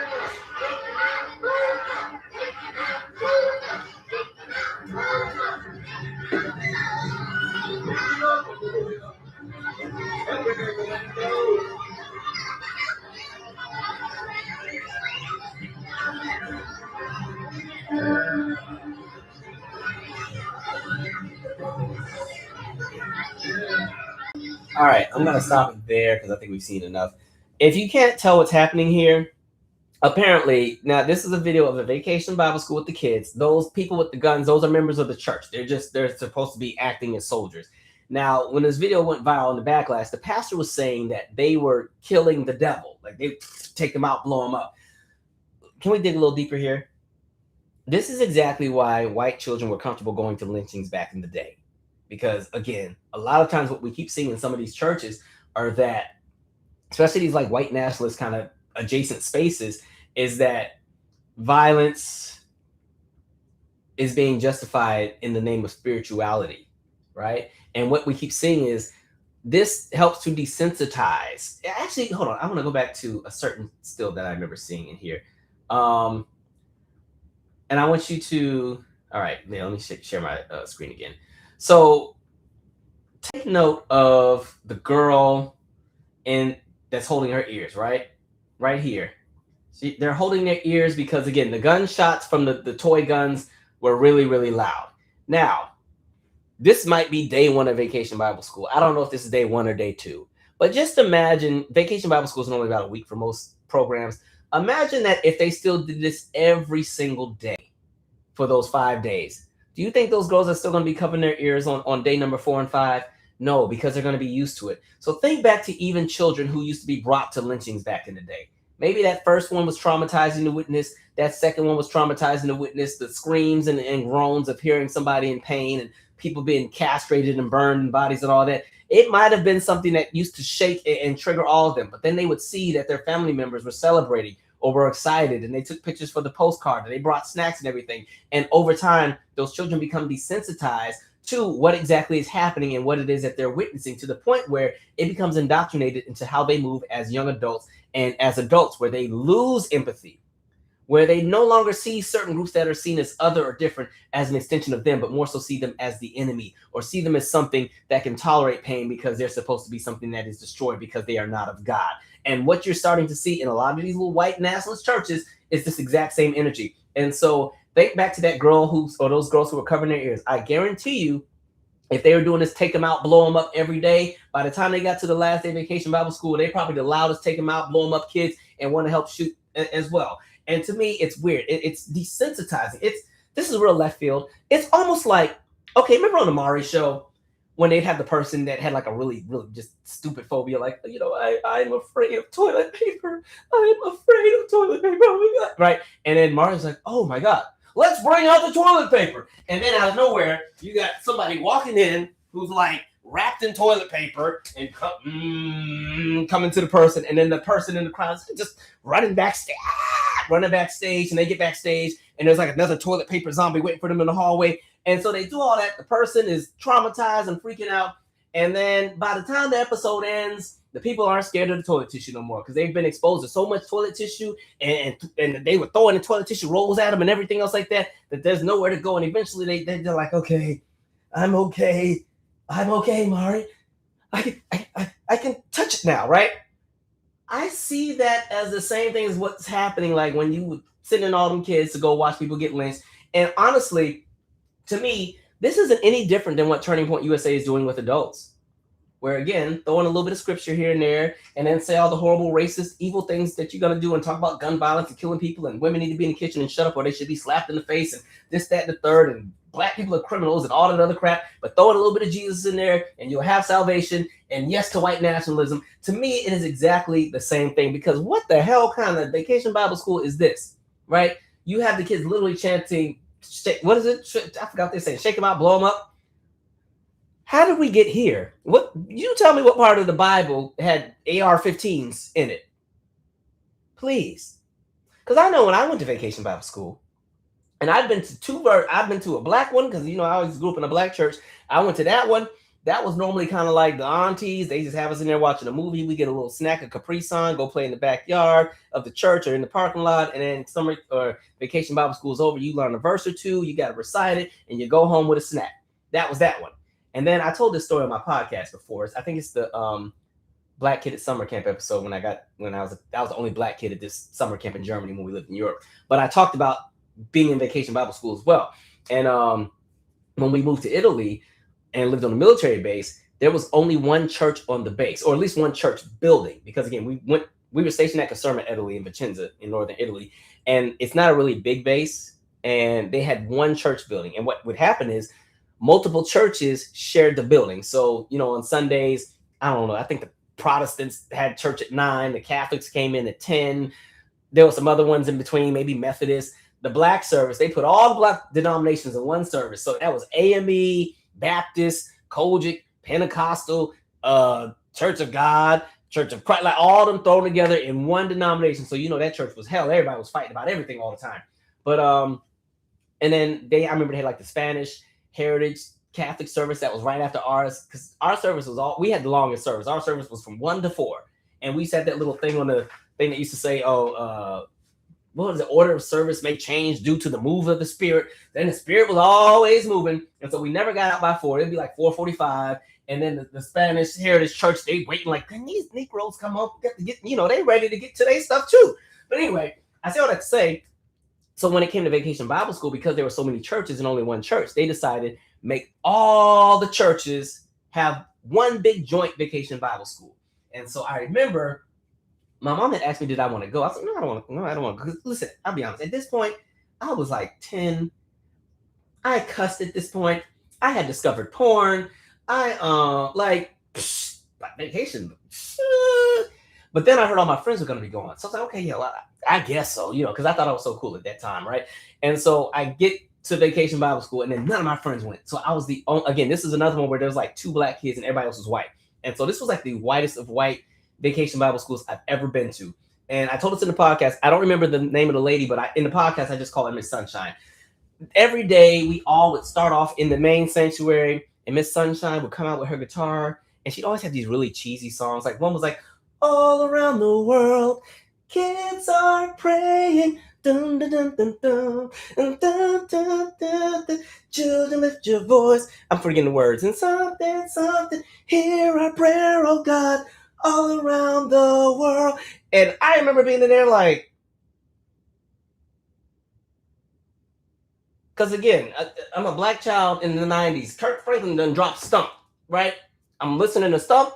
I've discovered porn magazines, and I cuss. And now I'm watching this white lady with a short haircut and glasses singing these guitar songs, and all the kids are, well, I was like, what the hell? And I mean, they had all kinds of songs. There was a song, Jonah's in the belly of the well. I forgot how the rest went, but it was a song about Jonah being in the belly of the well. We had another one, we are all God's kids in action. You had to clap. It's like, we are all God's kids in action. Boom, kids in action. Children of God. Boom, we are all God. Boom, kids. And the white kids used to go up for the clap part. They jump up. Like, it was kind of lit. It was a little, I ain't gonna lie, it was a little lit. But that Vacation Bible School, the God that was being introduced to us at that time, that was a friendly God who had a guitar with strings and sing nice and soft. And, you tell stories about just how good he was and how you're going to be a great person and be kind to your neighbor and love on everybody. And then we get a snack. Now, the snacks were not as good as when I went to the Black Vacation Bible School. They white folks, y'all don't be speeding y'all kids. You be leaving Vacation Bible School hungry, right? Because at least at the Black one, on that last day, they give you some food. You get some hot dogs, some chips, a little grape squeeze it or something. This one here, you got like a little bag of the what is it? Like a little trail mix bag. I think that was the snack. And then one of the days we had one of those Nature Valley just crumbled bars, and I was pissed. I was like, y'all don't got no Chewy bars? Damn. Okay. But yeah, that was the Vacation Bible School I was used to going to. We never was sitting in there and we were on a military base with the guns and the tanks and the weapons and the gases and all the stuff that kills people. There was never somebody coming in there with. We never saw nothing like that. As a matter of fact, you got in trouble even doing that kind of stuff. Like, I remember, actually, this is back in Washington, but there was this family that went to our church. We used to call them the Flanders. They were like the black version of the Flanders. And me and my brother had this inside joke where I remember anytime like we would like play fighting or something, if we didn't want the other to touch us anymore, we always used to be like, cross, cross, cross. And that came from, there was this family, like I said, they were like the black version of the Flanders, where they were like super, super churchy, super Jesus-y. The kids weren't allowed to listen to secular music or play video games. And one day they were at our house and we were playing Crash Bandicoot on PlayStation, Crash Bandicoot 2. And my little brother was playing it. He was maybe like 6. And then the little Flanders kid was like 5. And so we're sitting there playing the game. And how old was I? At 7 years, I was about 12, 13. So then the dad comes in because the family had come to our house for like dinner. So then the dad comes into my room. This is my house, my room. And we're playing Crash Bandicoot. And as soon as the little boy sees his dad, he like throws the controller down. I wasn't playing, Dad. Honest, I wasn't playing. And then the dad was like, yeah, let's turn this off. So I was like, how you gonna tell me to turn my game off in my room? But anyway, I say all this to say, one day we were at church. I think it was like in between Sunday school and the service. And my brother and the little Flanders kid were playing like a pew pew game, running around.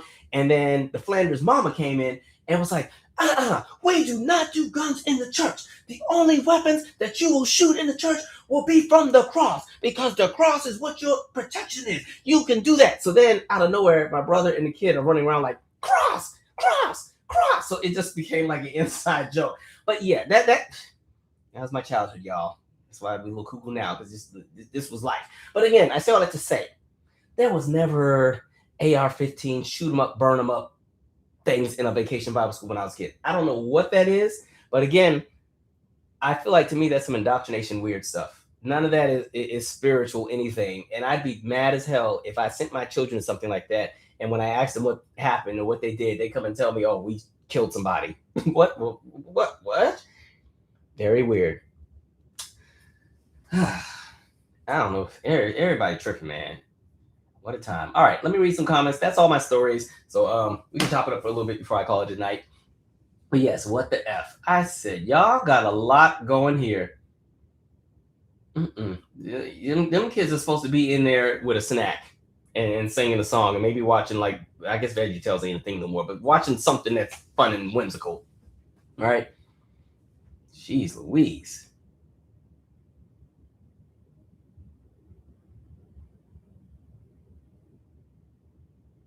Somebody said, don't tell your mom yet. I don't remember what that's about. Oh, shoot. Oh, wait, the show's canceled? Oh, that's what damn, Karamo. And now I feel bad. I didn't support the show because I never really watched it. So I'm sorry. I'm sorry, Karamo. I don't even think I got the show here. You know how sometimes the shows don't get picked up in certain cities? I don't know if we had it here. Did somebody in DC, did we get the Karamo show?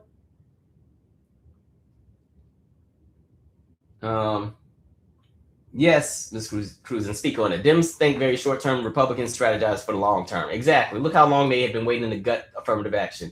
Look how long they've been waiting to gut especially Roe v. Wade. They've been mad about Roe v. Wade since the 70s. And they said, okay, 50 years, and they got it.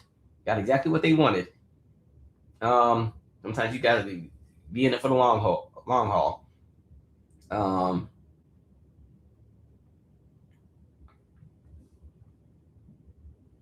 Oh, exactly. Somebody said, "Who's that half black child?" In there? I did see that the kid, the biracial girl in that crowd. I'm like, Lord help these children. Got these children. Violence and death. It's just weird that cohort of people. They're so pro Jesus allegedly, but so pro violence and so pro war and so pro death and kill this and kill that. Like, they be the first ones ready to shoot you. First ones. Right, you pull up, you Uber Eats, you trying to bring them their pizza and they meeting you with a shotgun. What the heck?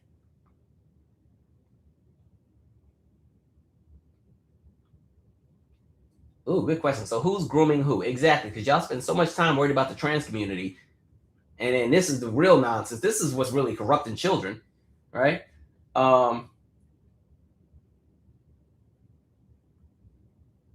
Somebody said then they grow up to do the same. To me, because I just see that as desensitizing everything. Like even just in life now, society is less sensitive to things that they were sensitive to just 10 years ago because things become normalized, right? Even in our media, Orange Man wouldn't have been able to become what he became had he not been normalized, had that behavior not been normalized, had the minute he said Mexicans were rapists and blah blah blah, had everything and everybody turned on him and disqualified and pushed out and pulled sponsorships and stopped airing every rally, right? That would have been the end of it. But no, media was like, oh, this is interesting. We've never had this before. We're getting our highest ratings ever. Put him on Jimmy Fallon and let Jimmy Fallon ask, oh, can I mess up your hair? Okay, here we are.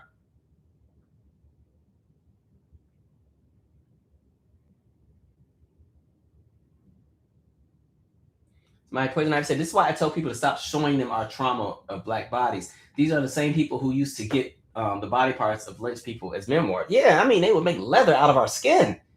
Just please go back and read what they did to Nat Turner's body when he died. Like, my God. Somebody said, comedians are great at addressing dark themes / horror. I do miss I don't do enough stand-up anymore, but I'm gonna get back into it at some point. Somebody said that's how it was on the base with me. Yeah, because I remember there were different churches. Because I remember when we first moved to Italy, we just thought it was one church in the building. So when we first went, I was loving it because it was either like, I think it was the Catholic service we were going to, and the service was like 40 minutes, if that. Like Sunday school was longer, and I was loving it because I'm like, dang, it's only like we spent more time getting dressed than in the church. So I was like, yeah, we can join this church, Mom, because we don't got to be here all day. Because I grew up Kojic and we be there all day. We're not gonna let the devil stop us. The spirit is moving. Oh God.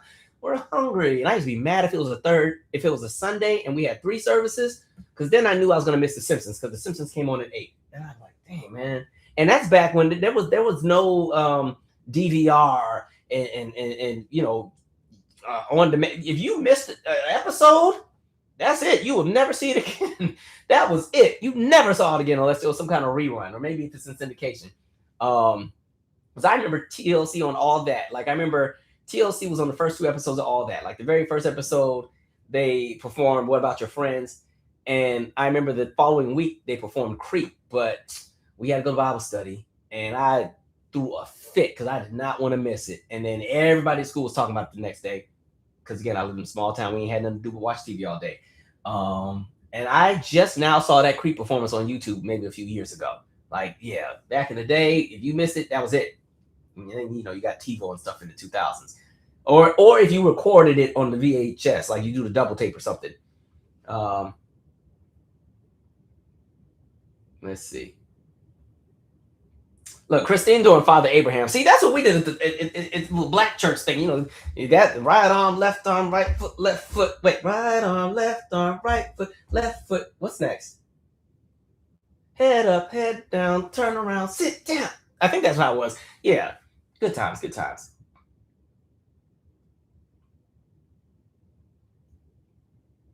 Somebody said, I'm sure you don't pop your finger to the song either, Calvin. Okay, so when I was a choir director, I used to drive this lady crazy because I snapped. Like, so when I don't know why I'm still snapping. I'm gonna just, okay, anyway. The church we were at, the musicians never would come to rehearsal because it was like a smaller church. So we normally just had the drummer and the guy on the organ. And the guy on the organ never was there ever. And so every time that I would have to teach, we'd have to learn the song a cappella, and I'd have to teach each section specifically their part, and they just learned to blend. And then, God willing, on Sunday, the musician would show up and just fall in. So a lot of times when we're rehearsing, if the drummer wasn't there too, I'd be directing and snapping with the other hand to keep everybody on rhythm. And there was this older lady, Missionary Haynes, who just cringed every time, because what had been taught was that, like, if you snapping, that meant that you had rhythm, and that meant that you had been in the clubs, and that you weren't in church, but you had rhythm because you were partying and dancing to that devil's music. And so that she used to, like, pull me to the side every Sunday, like, you got to stop that snapping, baby. You can't be doing that snapping. You letting in room for the devil. Mind you, that was when I was a heathen. I was fresh out of college and didn't want to be home anyway. And I'm not telling that story, but yeah, I was not a great person at that time. But the choir sounded good. I'd be over there hungover directing because, first of all, choir rehearsal was on Saturdays, and I'm 21. What you think I'm doing on Friday night? Just getting in the door at 7 a.m., right? And then choir rehearsal would be at like noon. Man.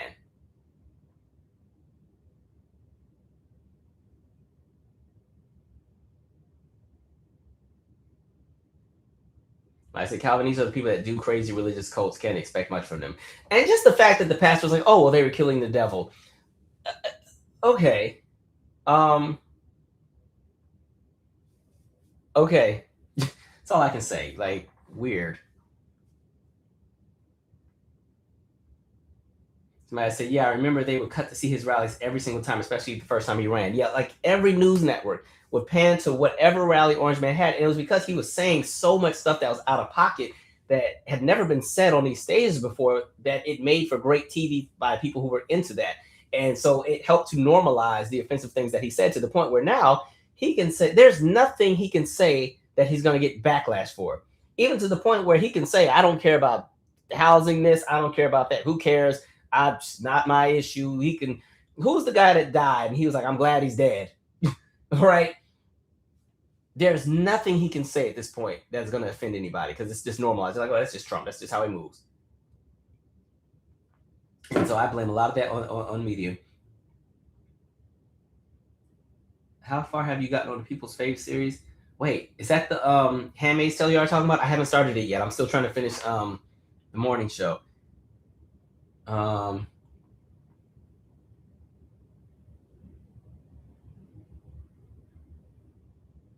Said, oh, Calvin, the tent revival used to make me so mad. Oh my God. Oh. Because they'd be on school nights and stuff. I do not miss those days as a child. We were in church so much. And it's so funny. The ones that the kids you be having in church all week, we still be doing everything under the sun anyway. That's why I don't even know why they did all that. Like, Lord. Calvin's still giving his mother a hard time about missing the TLC concert. Yep, I'm never going to let her live that one down. For those who didn't know, I couldn't go to the fan mail tour because my mom said the Rapture was coming, mind you. And I still remember it was going to be January 10th, 2000, Key Arena, 7:30. And I could not go. Opening that, Christina Aguilera, Black, and Vega. Couldn't go. Oh, I was so mad at my mama. And then Left Eye died. And I had this whole meltdown at the house, like, I'm never going to see my favorite group because, and so her way of apologizing was she bought me the Destiny's Child Survivor tour DVD. I'm like, Mom, this is not even the same group. But my mom was really into the church to the point where she didn't really know a lot of the secular artists outside of who she knew from her heyday. So she knew like Gladys and Patty and Luther, but all the new stuff she didn't know. So she was like, what? This is ain't Bounce and TLC, because that's what she used to call Beyonce. That's Bounce, right? That's TLC. And I think what had her confused, remember Kelly Rowland used to wear the little bob wig thing, and on the Survivor concert DVD, Kelly got the bob wig thing on. So I think my mama thought Kelly was T-Boz, because she remember T-Boz kind of having the thing in the Waterfalls video, maybe. And so yeah, that was her way of apologizing. And I was like, this is not the same group. And then I didn't like the DVD either. I was like, all right, man.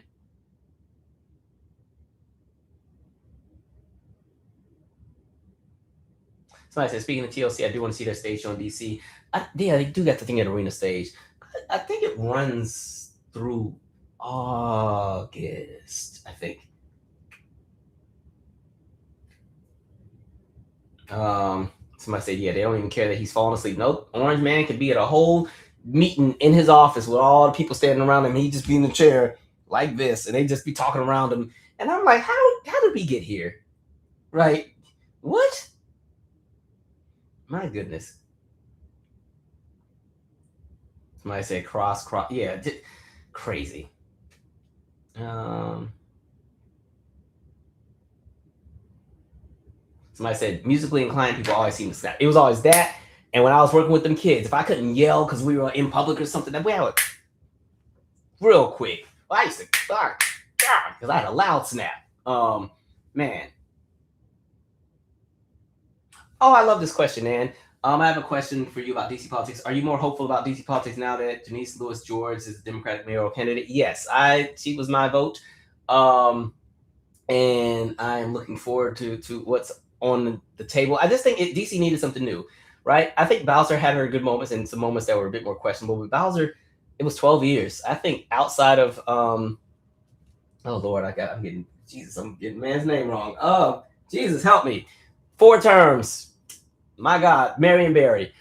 I think outside of Marion Barry, I don't think we've had a candidate that's been in office that long. And so I think when you're in office that long, you start to drop the ball a little bit on certain things. And to be fair, this is a really hard city to be mayor of when you have a president that hates the city and also has the power to dictate what happens in the city and can weaponize Congress against the city to the point where, they're withholding the $1 billion DC budget that's normally allocated for DC. And then it's like, now y'all figure it out as a city. Good luck. Stuff like that, So I'm anxious and looking forward to seeing what she has to offer. Right. That's crazy. We've had since I've been to DC, Fenty, is it Vincent, Bowles? Yeah, I guess 3 mayors. And now we're on the 4th one. Yeah. Somebody said the funk comes from the rhythm in between. I've not seen The Polygamist. Somebody said now Megan Manly Face Kelly is out here wilding. I made it my mission to make sure she doesn't have any speaking engagements in New York. She's cooked. Good, because she doesn't need to speak on anything. That's the lady who wanted to remind us that Santa was white. And then also the person who wanted to say that blackface wasn't too bad. And I've seen what she said about the Haitian community after that ruling. Like she's on some nonsense. Calvin, when did you get your first Janet Jackson CD? Oh, the Velvet Rope album. I mean, my dad had the Control vinyl. I didn't know he had it until I was just digging through them years later. But yeah, somebody brought the Velvet Rope tour that they recorded off HBO, and I was obsessed with the show. And then I begged my mom to get me. I didn't know which CD was the new one because I used to be confused because it was like the Janet album, the Design of a Decade album, and the Velvet Rope album would be on the shelf all right by each other, and I'd be lost because I'd see songs from the Velvet Rope tour on all three albums, so I didn't know which one was which. But fortunately, my mom got me the right one. It was Velvet Rope.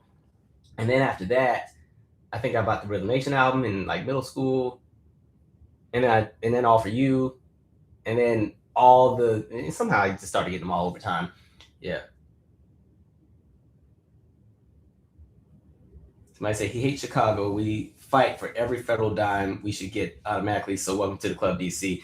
Yeah, they have been whacking DC as far as Congress. They've been playing in DC's face so bad.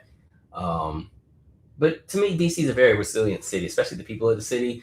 And DC folks don't put up with a lot of nonsense. So the beautiful part is that, that conversation of community, folks have been finding ways to make do, especially with so many people who have lost their jobs. Like DC has one of the highest unemployment rates in the country right now as a result of the gutting of the federal government, because this was a federal government town where especially a lot of Black folks who were able to cross into the middle class or even the upper middle class, their ticket in was the federal government back in the 70s and the 80s. And so watching those opportunities get just ripped away, not because anybody did anything wrong, but anti-DEI this or this, Doge, all that stupid stuff.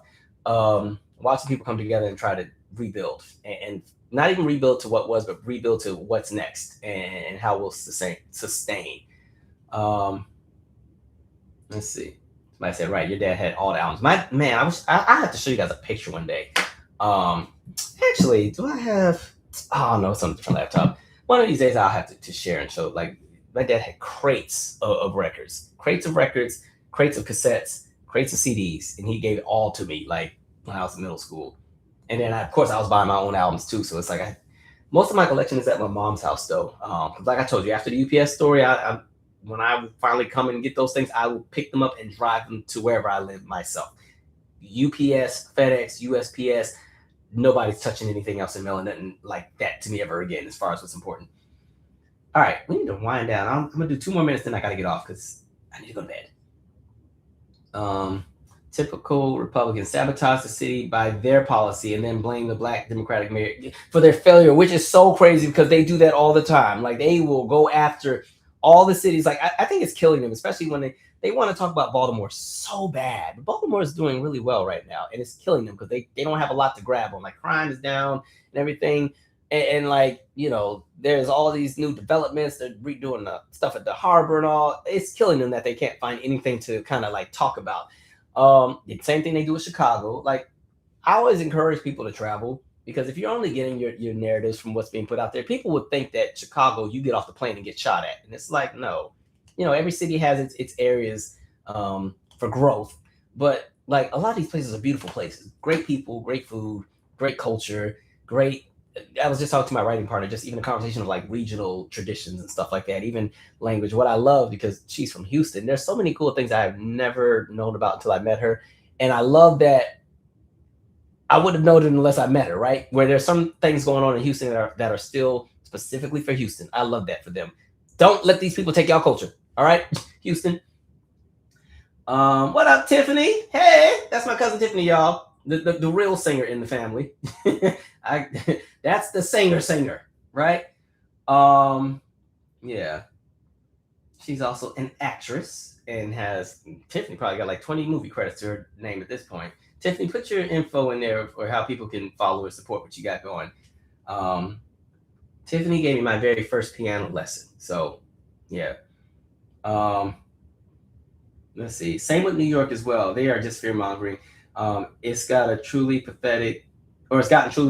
geez, just as she said, I can't read. It's gotten truly pathetic how they were bringing back Red Scar propaganda. Yeah, Red Scare. Yeah, they're doing a lot of nonsense with New York with the new mayor, and I'm loving watching this too, because he is knocking and getting stuff done. Like, he extended the pool hours because of it being so hot out there. You saw what he's been doing as far as the trash service and everything. They got the rent freeze, all kind of stuff going on. I'm like, damn, he ain't playing no games, right? He was able to negotiate with the governor to adjust to help balance the New York City budget early.